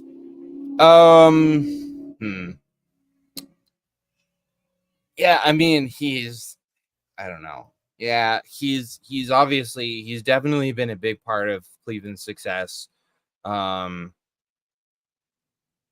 But I think I think I'll sell this, and I'll throw another name out for all of you who this individual would get my vote for American League MVP if I had one. Bobby Witt Jr. of the Royals. Anybody? Yeah, Bobby Witt certainly is certainly deserving of at least some love, if not winning the thing. Yeah, I mean, let's be honest. We probably all know that freaking Aaron Judge or Juan Soto is probably going to get this thing because that's how it always goes. This thing always turns into a popularity contest. Oh, they play for the Yankees. Let's give them the MVP award. But there are, aside from those two, I mean, you've got Gunnar Henderson, you've got Bobby Witt Jr., you've got Jose Ramirez. I would put Adley Rutschman in that conversation. Rafi Devers, anyone? Maybe a little bit on the outside, but Rafi Devers has had a Salvador Perez is a name I'm not hearing a lot. No, there's no shortage of choices for American League MVP this year. And I sincerely hope that the voters don't just let's give it to not that I'm saying Aaron Judge or Juan Soto aren't deserving of it, but come on. Like, you take one of those guys off the Yankees, and the Yankees are still the Yankees. You take Jose Ramirez. You take Jose Ramirez off the Guardians. The Guardians are in trouble. You take Bobby Witt Jr. off the Royals. I don't know. I think the Royals would still be good. They just wouldn't be as good. I mean, take Rafi Devers off the Red Sox, and I shudder to think where my Red Sox would be without Rafi Devers. But yeah, that's where that is. Buy or sell, neither of last year's World Series teams, so the Diamondbacks and the Rangers, neither of last year's World Series teams will make it back to the Fall Classic this year. Oh. Mm-hmm. I'm gonna buy it just because I feel like there's so much parity right now in baseball that it seems hard to think that there could be there's so much parity and so many teams that are so good right now and on the rise, and I just don't see it happening. I don't think the Diamondbacks would be able to go on another run like they did last season. So I'm gonna sell this, or excuse me, buy it. You mean buy it? Yeah. Yeah. I mean, also aside from the throw in the fact that the Diamondbacks and the Rangers are both struggling this year. I mean, the Rangers are in second place in the AL West. They're 4 games behind my Mariners. Wow, I didn't think I'd be saying that in June.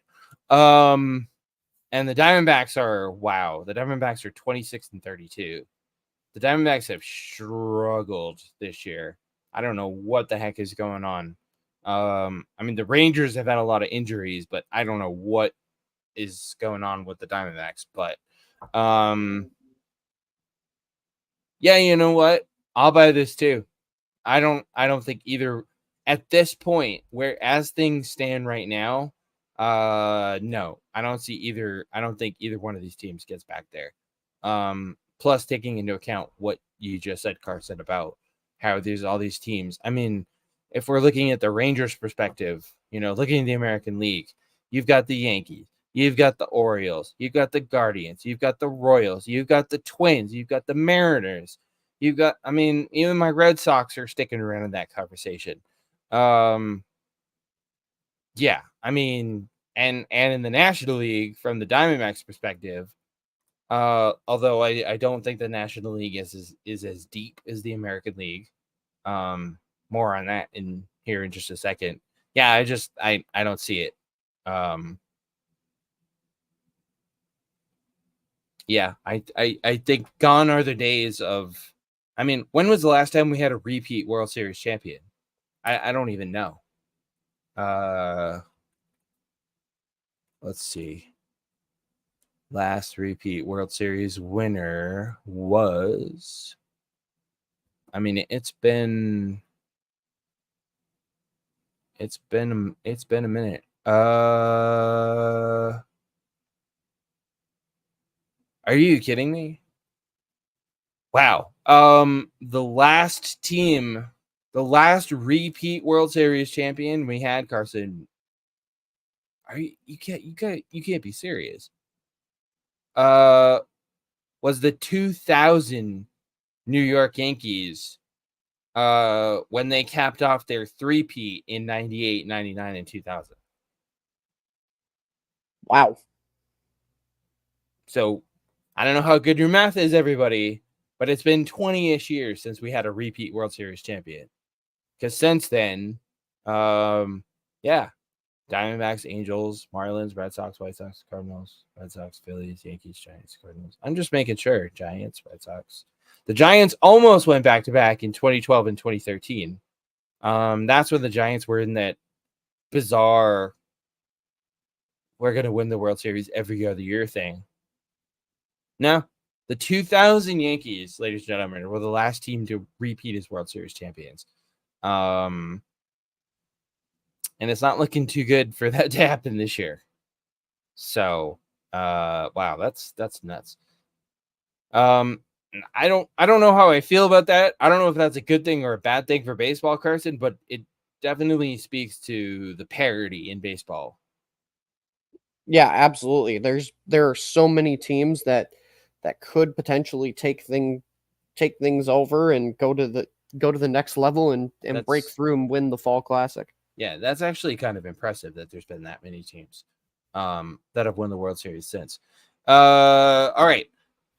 We sort of talked about this earlier, but we'll dive a little deeper. Buy or sell the Phillies as the National League favorites.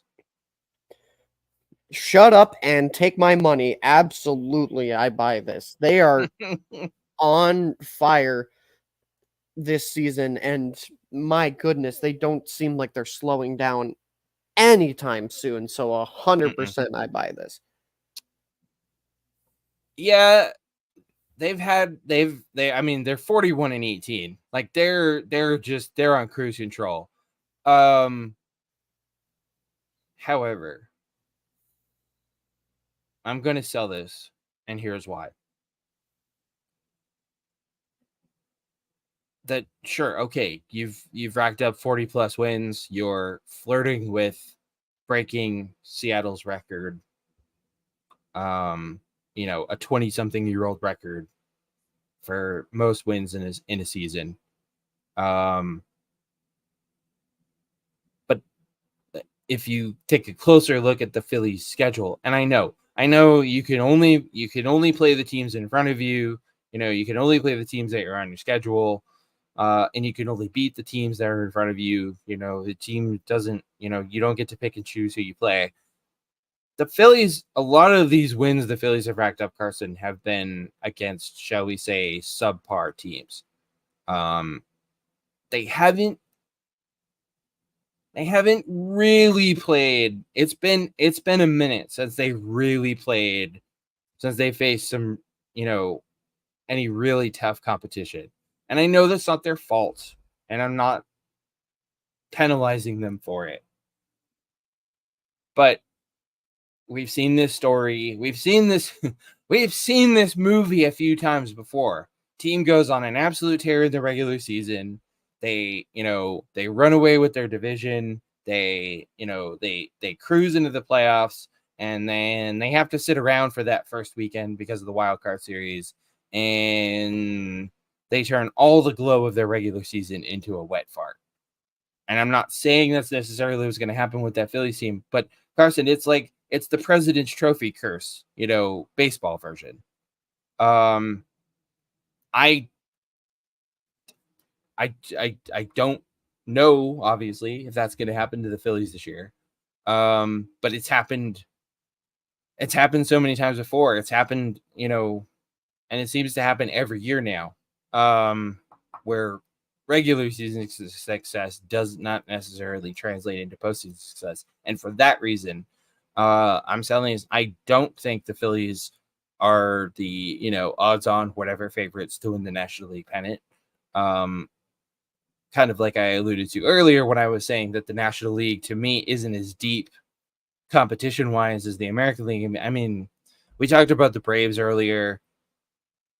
They're not going the places they want to go without Ronald Acuna Jr. and Spencer Strider. The Brewers have been better of late. I'm still really not sure what to expect out of them. The Cubs are kind of hanging around. You got the Dodgers, who I don't think the Dodgers are going to do this. That being said, a team I would keep an eye on, assuming that they stay where they keep playing the way they have been and get into the playoffs and get a crack at this thing.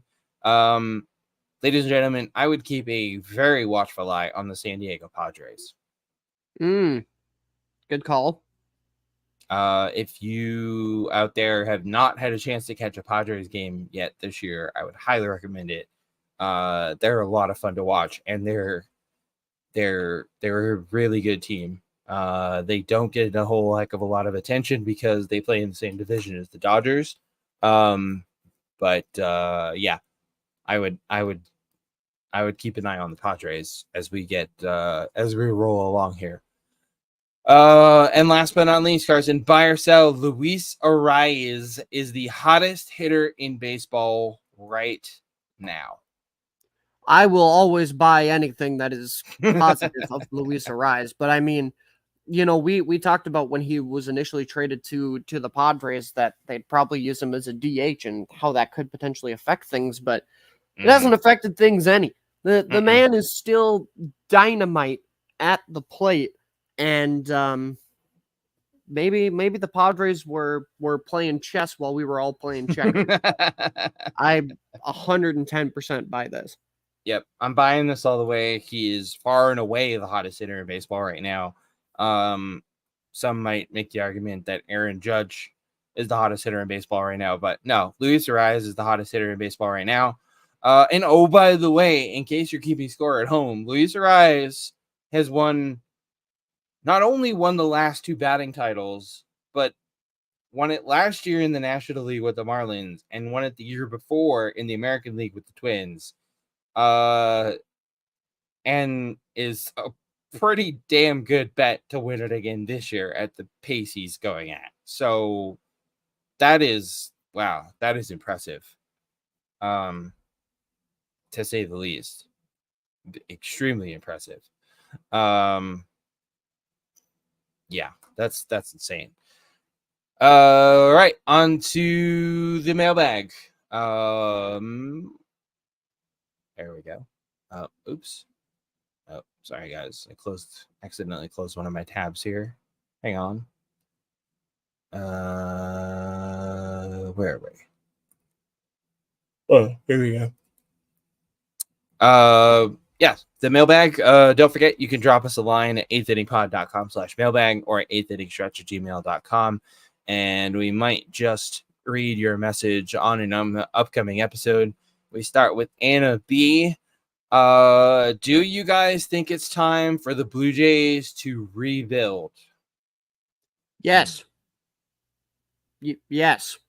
I mean, but you rebuild around 3 guys. You rebuild around Bo Bichette, around Vlad Guerrero Jr., and Jose Barrios. That is who you rebuild around. But first and foremost, get John Schneider out of it. Like he's cooked. He's toast. He's done. That's the first step. But in short answer, yes, absolutely, it's time for them to rebuild.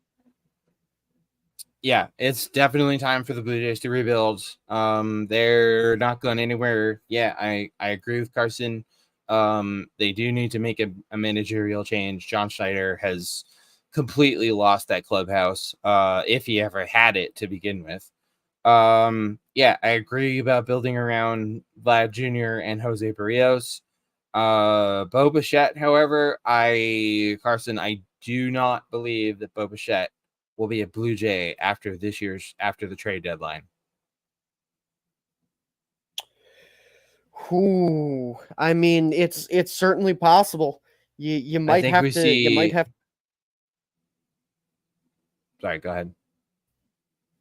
No, I was just saying you might have to give him up for a nice little prospect haul. Yeah, I think his services are going to be. I mean, I don't know that I would go as far to say that Vlad Jr. gets traded also, but I mean, if things get bad enough in Toronto and they decide, okay, we're gonna blow this thing up, you might see Vlad Jr. on the move too. But I definitely think I'm 100% confident that Bo Bichette will not finish this season as a Toronto Blue Jay. I think some contender out there, Mariners, are going to make a tempting offer to the Blue Jays, and lure Bo Bichette out of Toronto. So, all right, Trevor H. What do you think about MLB possibly playing in the LA Olympics? Now, disclaimer: the Olympics are Summer Olympics in LA in 2028. There are ongoing talks between Major League Baseball and the organizers about having MLB players compete in the tournament, even though baseball is sort of like in and out of the Olympic program. Yeah. Thoughts, Carson? Certainly interesting. I wouldn't necessarily hate it. Again, we want to grow the game, and playing in one of the biggest competitions in the world, if not the biggest, is certainly a good way to do that. Yeah. My only issue with it, well, a couple. One issue is, well, and we don't know what the tournament structure would look at, how many teams would be in, but typically the Olympic baseball tournament is like 8-10 teams tops.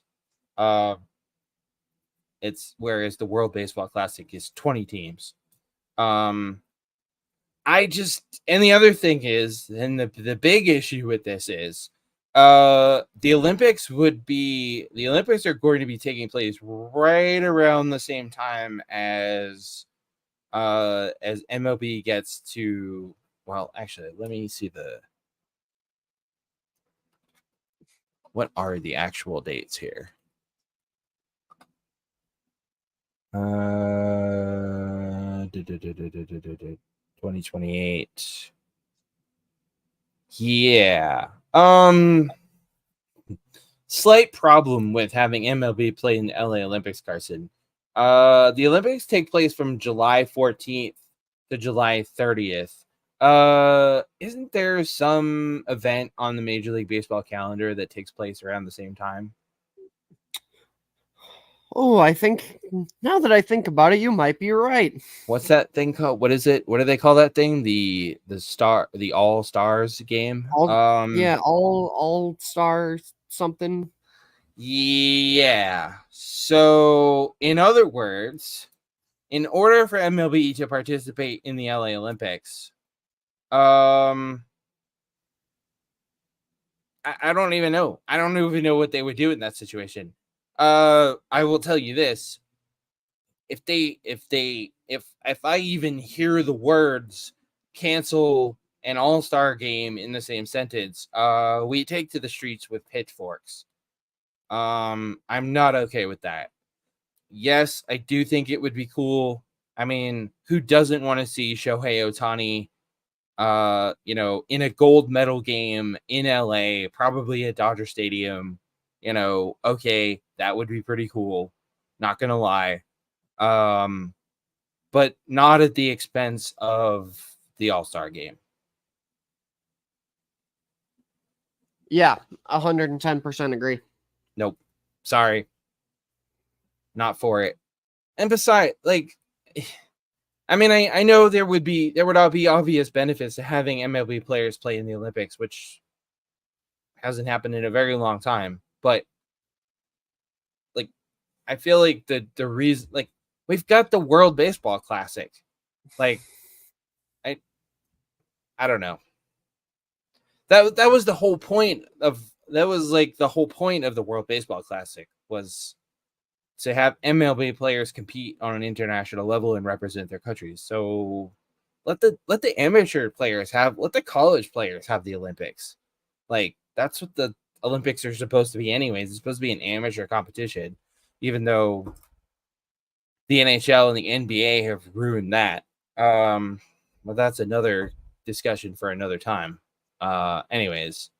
All right. Holly P. Are you more surprised by the Phillies or more disappointed by the Rangers? I would say at this point, I'm more disappointed by the Rangers.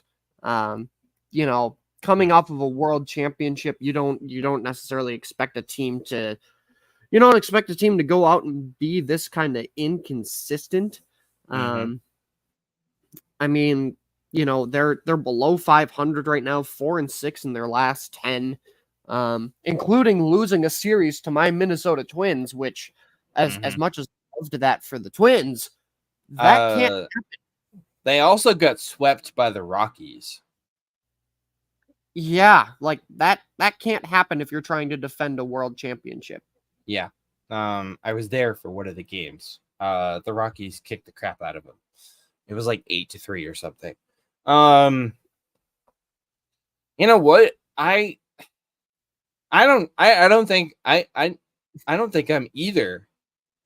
I'm not that surprised by the Phillies. The Phillies, Carson, the Phillies have been really, really freaking good for the last 3-4 seasons. I'm not really surprised by how good the Phillies are. And on the same token, I'm not that disappointed in the Rangers, because I mean, look at all the injuries the Rangers have had to deal with. And we knew the Rangers were going to be short, no Max Scherzer, no Jacob deGrom to start the season. We knew that way back in spring. We knew that before spring training, that they were both going to be out for a good chunk of the season. Throw in all the other injury issues they've had, and I know someone who would vociferously disagree with me. There's your vocab word for the day, by the way, boys and girls, vociferously. I know someone who would probably vociferously disagree with me, but I think the Rangers are right about where you'd expect they'd be, given all the injuries they've had. Yeah, absolutely. I mean, so I don't think it's been a bad year. Yeah, it's a tie on this one. It's a push. The Phillies are as good as I thought they would be, and the Rangers are right about where I thought they. I mean, I guess I thought the Rangers might be a little better, that they would weather the storm a little better with no deGrom and no Scherzer. But they've just had so many other injury issues. So, I don't think I'm either. Anyways, the Phillies are who we thought they were. Yes, they are who we thought they were. Shout out to the great Denny Green. Dana M wants to know, how worried should Dodgers fans be about their offense right now?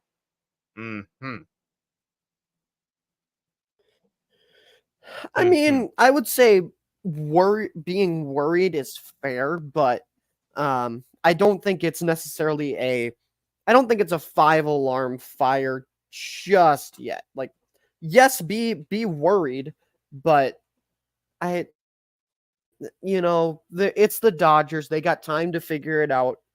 I think it'll all be okay. Dana, I don't know if I'm assuming Dana's a Dodgers fan. Dana, if you've got a panic button, hit it. Start hitting that panic button. The Dodgers, let's see, when is this? They've been in a slump stretching back into May. They're averaging 3.4 runs per game right now. And have been held to 3 or fewer runs 6 times. Yeah, that's not good. Yes, I agree with my co-host, my illustrious co-host, that it is the Dodgers. They do have a ridiculous lineup. They do have time to figure it out. But as of right now, as the calendar has flipped to June, yeah, I'm freaking out. I'm freaking out if I'm a Dodgers fan. I'm worried about this offense. Yeah,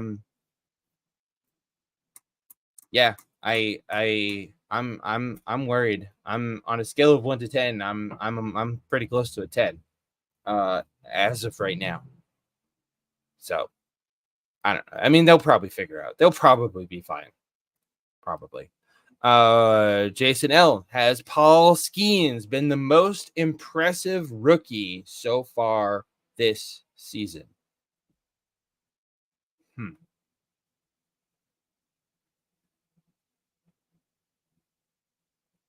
That's a bold statement, Carson.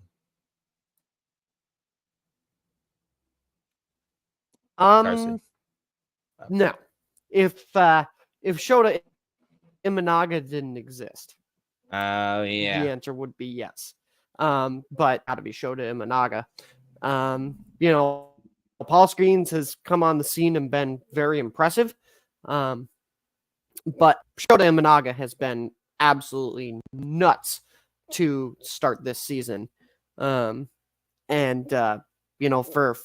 me right now, it's got to be Shota Imanaga. So Shota Imanaga to you is not just the most impressive rookie pitcher this season. He's the most impressive rookie in overall.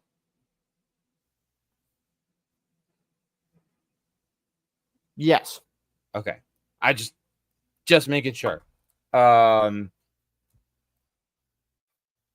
Yeah.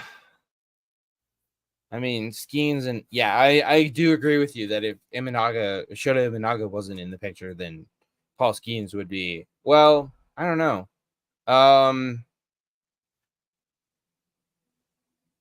I've been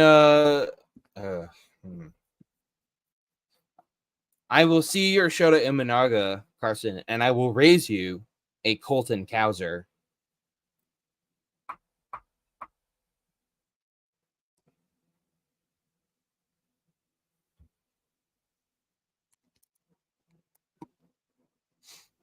Carson, did we lose you? Hello? Nope, I'm here. Hello. Oh, okay. Hi. Colton Cowser to me has been the most impressive rookie so far this year. Yes, he has been quite good for the Orioles out there in Baltimore. That's for sure. I am ashamed to say I kind of forgot about him.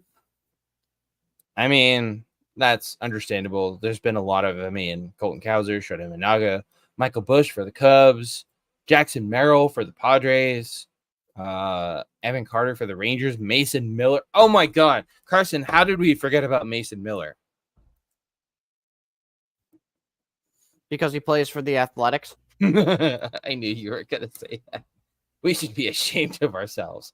No, if I had to pick one most impressive rookie, I would go with Colton Cowser. I've been just blown away by that kid. So, all right, and last but not least, Ben W. Going a little bit outside the box here.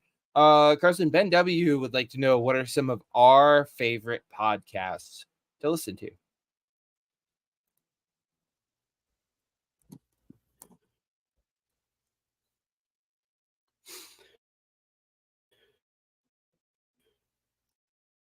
Yeah, I mean, for me, obviously, this is probably going to sound nerdy, but or I have been listening to for quite some time now. It's called American Scandal. I am a big history buff, and the podcast kind of goes into it breaks down into kind of different series, and each series is about a different scandal in American history. And there's like Oh, four wow. episodes, and they kind of tell it's like a storytelling podcast kind of thing. So they kind of go Huh. like from the perspective of kind of go from the perspective of everybody that's involved in the podcast or in the scandal. Like for example, actually, it's kind of funny that that we're talking about this today, because the one that I'm on right now is one about the FBI, Mr. Steve Cohen, the current owner of the New York Mets. So it was kind of cool to be like, oh wait, I know that name. Ooh, this is gonna be good. So yes, American Scandal, very good, love it. That sounds kind of awesome. I'm gonna have to check that out. Any others?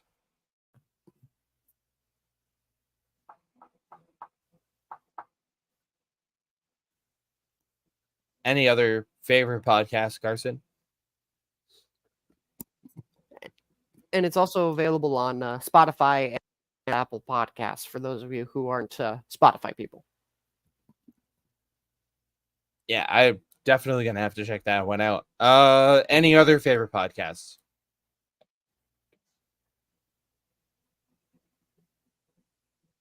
Carson.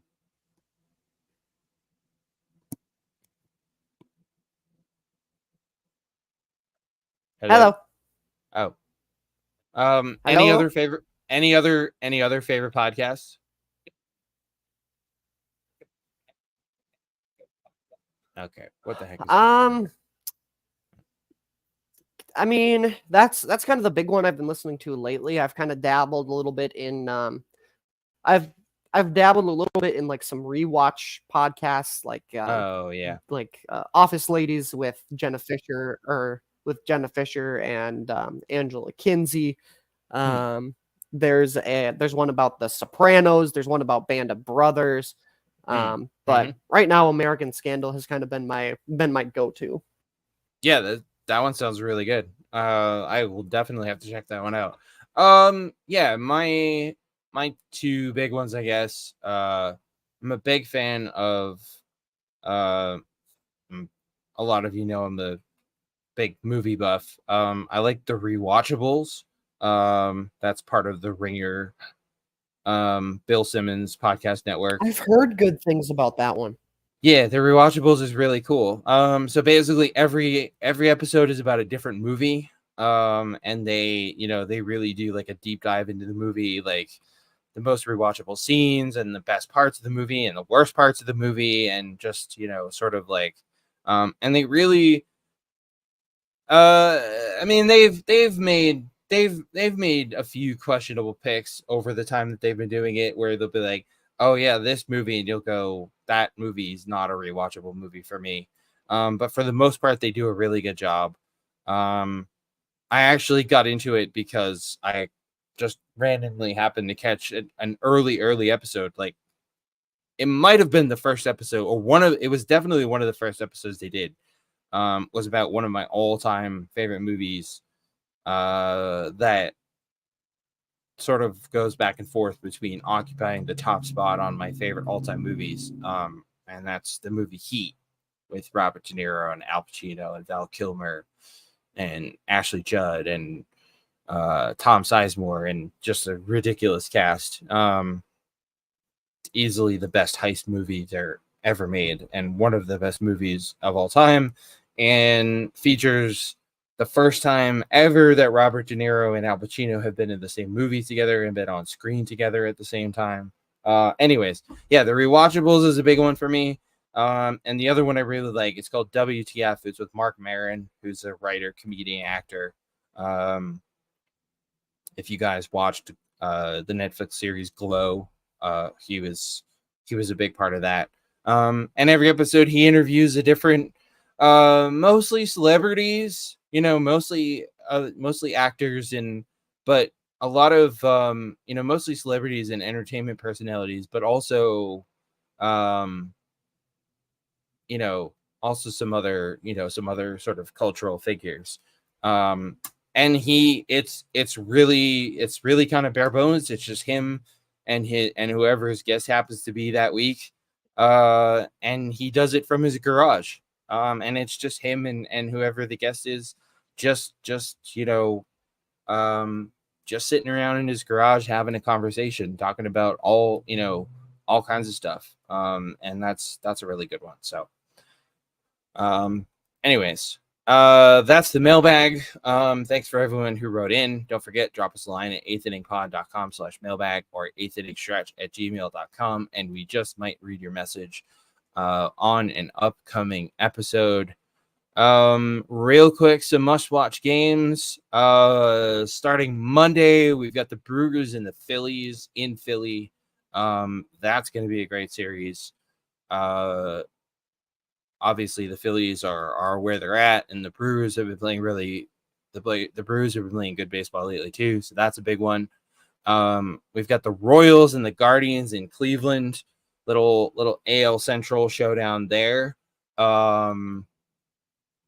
Arguably the two best teams in the American League right now, going at it head to head there in Cleveland, and that starts on Tuesday. And then on Thursday, the aforementioned San Diego Padres hosting the Arizona Diamondbacks at Petco Park in a NL West rivalry, as the D-backs continue to try to get themselves back on track.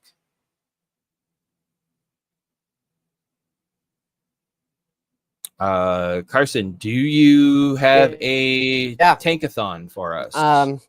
Twins Yankees, another one obviously for bias for myself, but also a big series with potentially huge implications for the Twins in terms of the AL Central, with the Royals and the Guardians also having a series. Yep. We do have a tankathon again this week. Yes. And it's one that really hurts. It really hurts my heart, because I had picked this team to be the National League representative of the World Series. I picked with my heart again, which I really got to stop doing that. It is the Cincinnati Reds traveling to Coors Field to take on the Colorado Rockies. That is that is a bad series. Yeah, man, the Reds have had a rough go of it this year. Talk about injuries. And the Rockies are the Rockies. But as I always say, when you pick a Rockies home game as a tankathon, at least, yes, you may be going to see some bad baseball, ladies and gentlemen, but at least you get to watch it at arguably the most beautiful ballpark in Major League Baseball, Coors Field. So, there's that consolation. All right. One last thing. I did have a bit of a rant planned here. I'll try to keep it short because I know we're I'll try to keep it abbreviated because I know we're getting up there on time. But just sort of I'll just get right to the point. I was, perusing my Twitter feed as one does, and came across a tweet the other night, after the Mariners had beaten the Astros. Ben Verlander, who's a so-called sports journalist, tweeted that he took issue with the way opposing fans cheer when teams pitch Jose Altuve inside, or anytime Jose Altuve has a close call at the plate where there's a pitch high and inside that comes close to hitting him. And Verlander was shocked. He basically said that he didn't like the way fans cheered when Jose Altuve got thrown high and inside, and he thought that fans would cheer opposing fans would cheer if Jose Altuve got, seriously injured in a game, which is utterly ridiculous. And it was just this weird tweet, like sticking up for the Astros and the Astros don't deserve to get booed everywhere they go and all this other. I mean, first of all, the Astros deserve every bit of negative karma they get from now until the end of time, including Jose Altuve, for committing the biggest cheating scandal in the history of professional sports. But we all know that story. And anyways, this tweet just got me thinking about the current state of sports journalism. The sad state that sports journalism is in currently. Sports journalism used to be sports journalism used to be a field inhabited by people with integrity and people who were committed to actually being journalists and reporting on stories and offering their opinions on things going on in sports, and and putting out informative, thought-provoking content. And now, sadly, we've pretty much gone from sports journalism to these sports journalism outlets, your ESPNs, your basically you name your sports outlet. They've gone from being news outlets and opinion outlets to, they've basically turned into sports tabloids. It's all about getting clicks and views and putting out these sensationalist garbage. And it's pretty sad because it feels like, for the most part, all the good sports journalists are gone, or will be gone soon. Your Jackie McMullins, your Bob Ryans, your Peter Gammons, Dan Shaughnessy. Yeah. I could go on. It seems like they're all out of the business. They're all out of the business, or will soon be out of the business, because time catches up with all of us, unfortunately. And it sucks, and it kind of makes me kind of nauseous. Reading and watching some of the stuff that's out there. I'll be honest with you guys, I couldn't tell you the last time I watched ESPN. For not for games, but I couldn't tell you the last time I watched Sports Center or First Take or any of that stuff. And it's just sad. And it just really sucks. That being said, part of why, obviously, part of the reason I started the eighth inning stretch in the first place and brought Carson on board and brought producer Tasha on board, part of the reason this thing got started in the first place, obviously, part of it was sharing a passion for baseball, and sharing a passion for baseball with baseball geeks like us, and new baseball fans alike.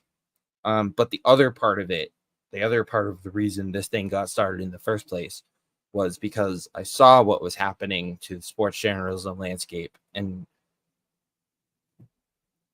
was determined to do even our modest part to, even when all these other sports journalism outlets are going the way of the tabloid, to continue to make sure that there is fun, informative, thought-provoking, quality sports journalism content still out there somewhere.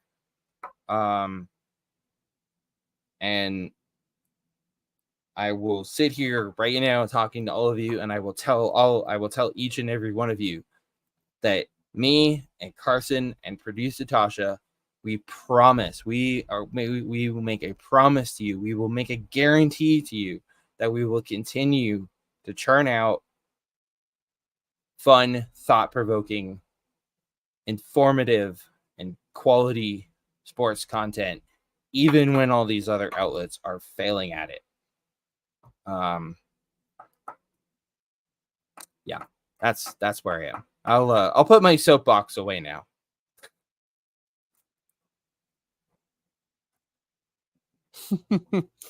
Yeah, well said. You know, it really is a disappointing that, you know, news landscape has kind of turned into clickbait and hot takes, and nobody really truly, it feels like, analyzes things And it's anymore, not make sure that their just facts are straight. I'm glad you said that, because it's not just sports journalism. That's journalism in general, but that's another discussion for another time. Right. Anyways. Yeah.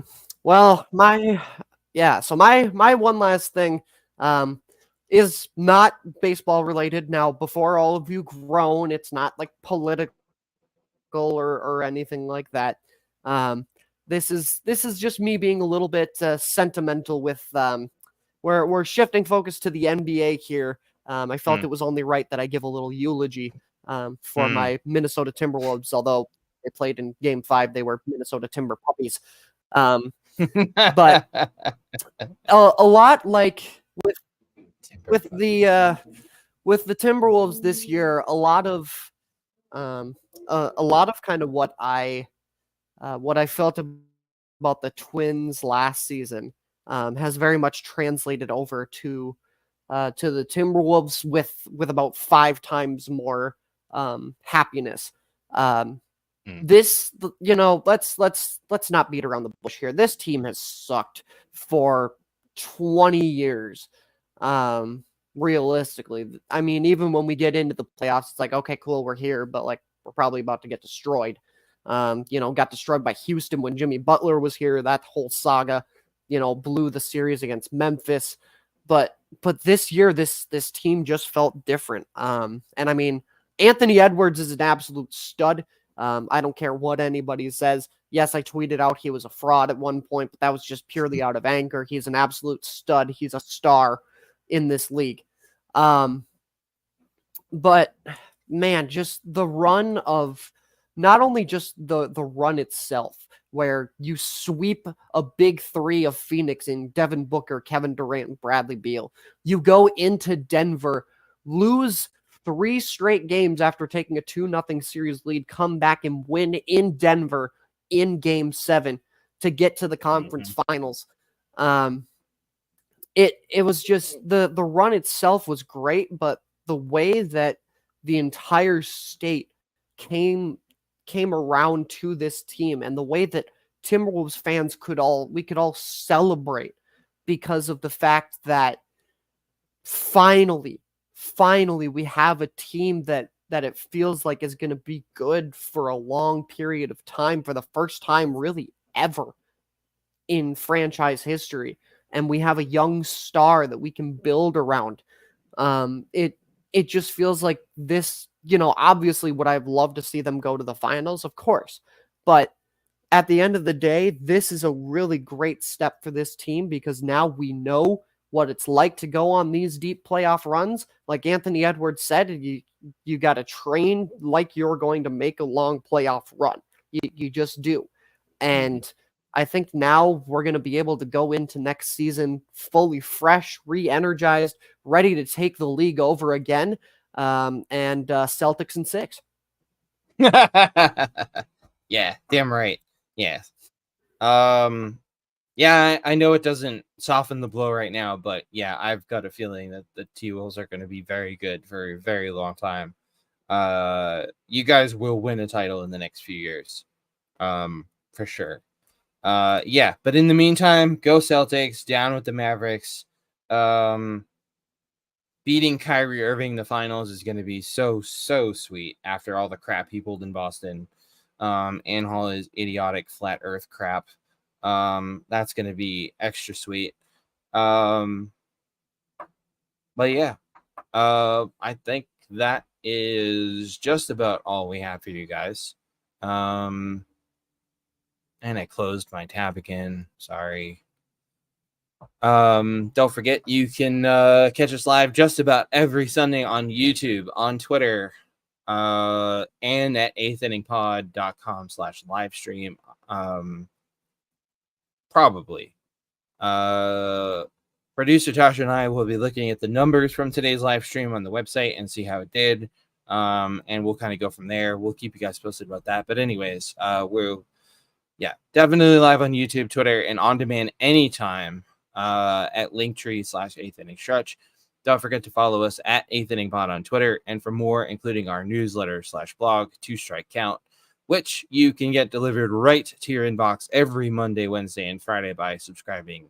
By the way, subscribing is free. And our original documentary series, The Book of Baseball, head to 8thinningpod.com.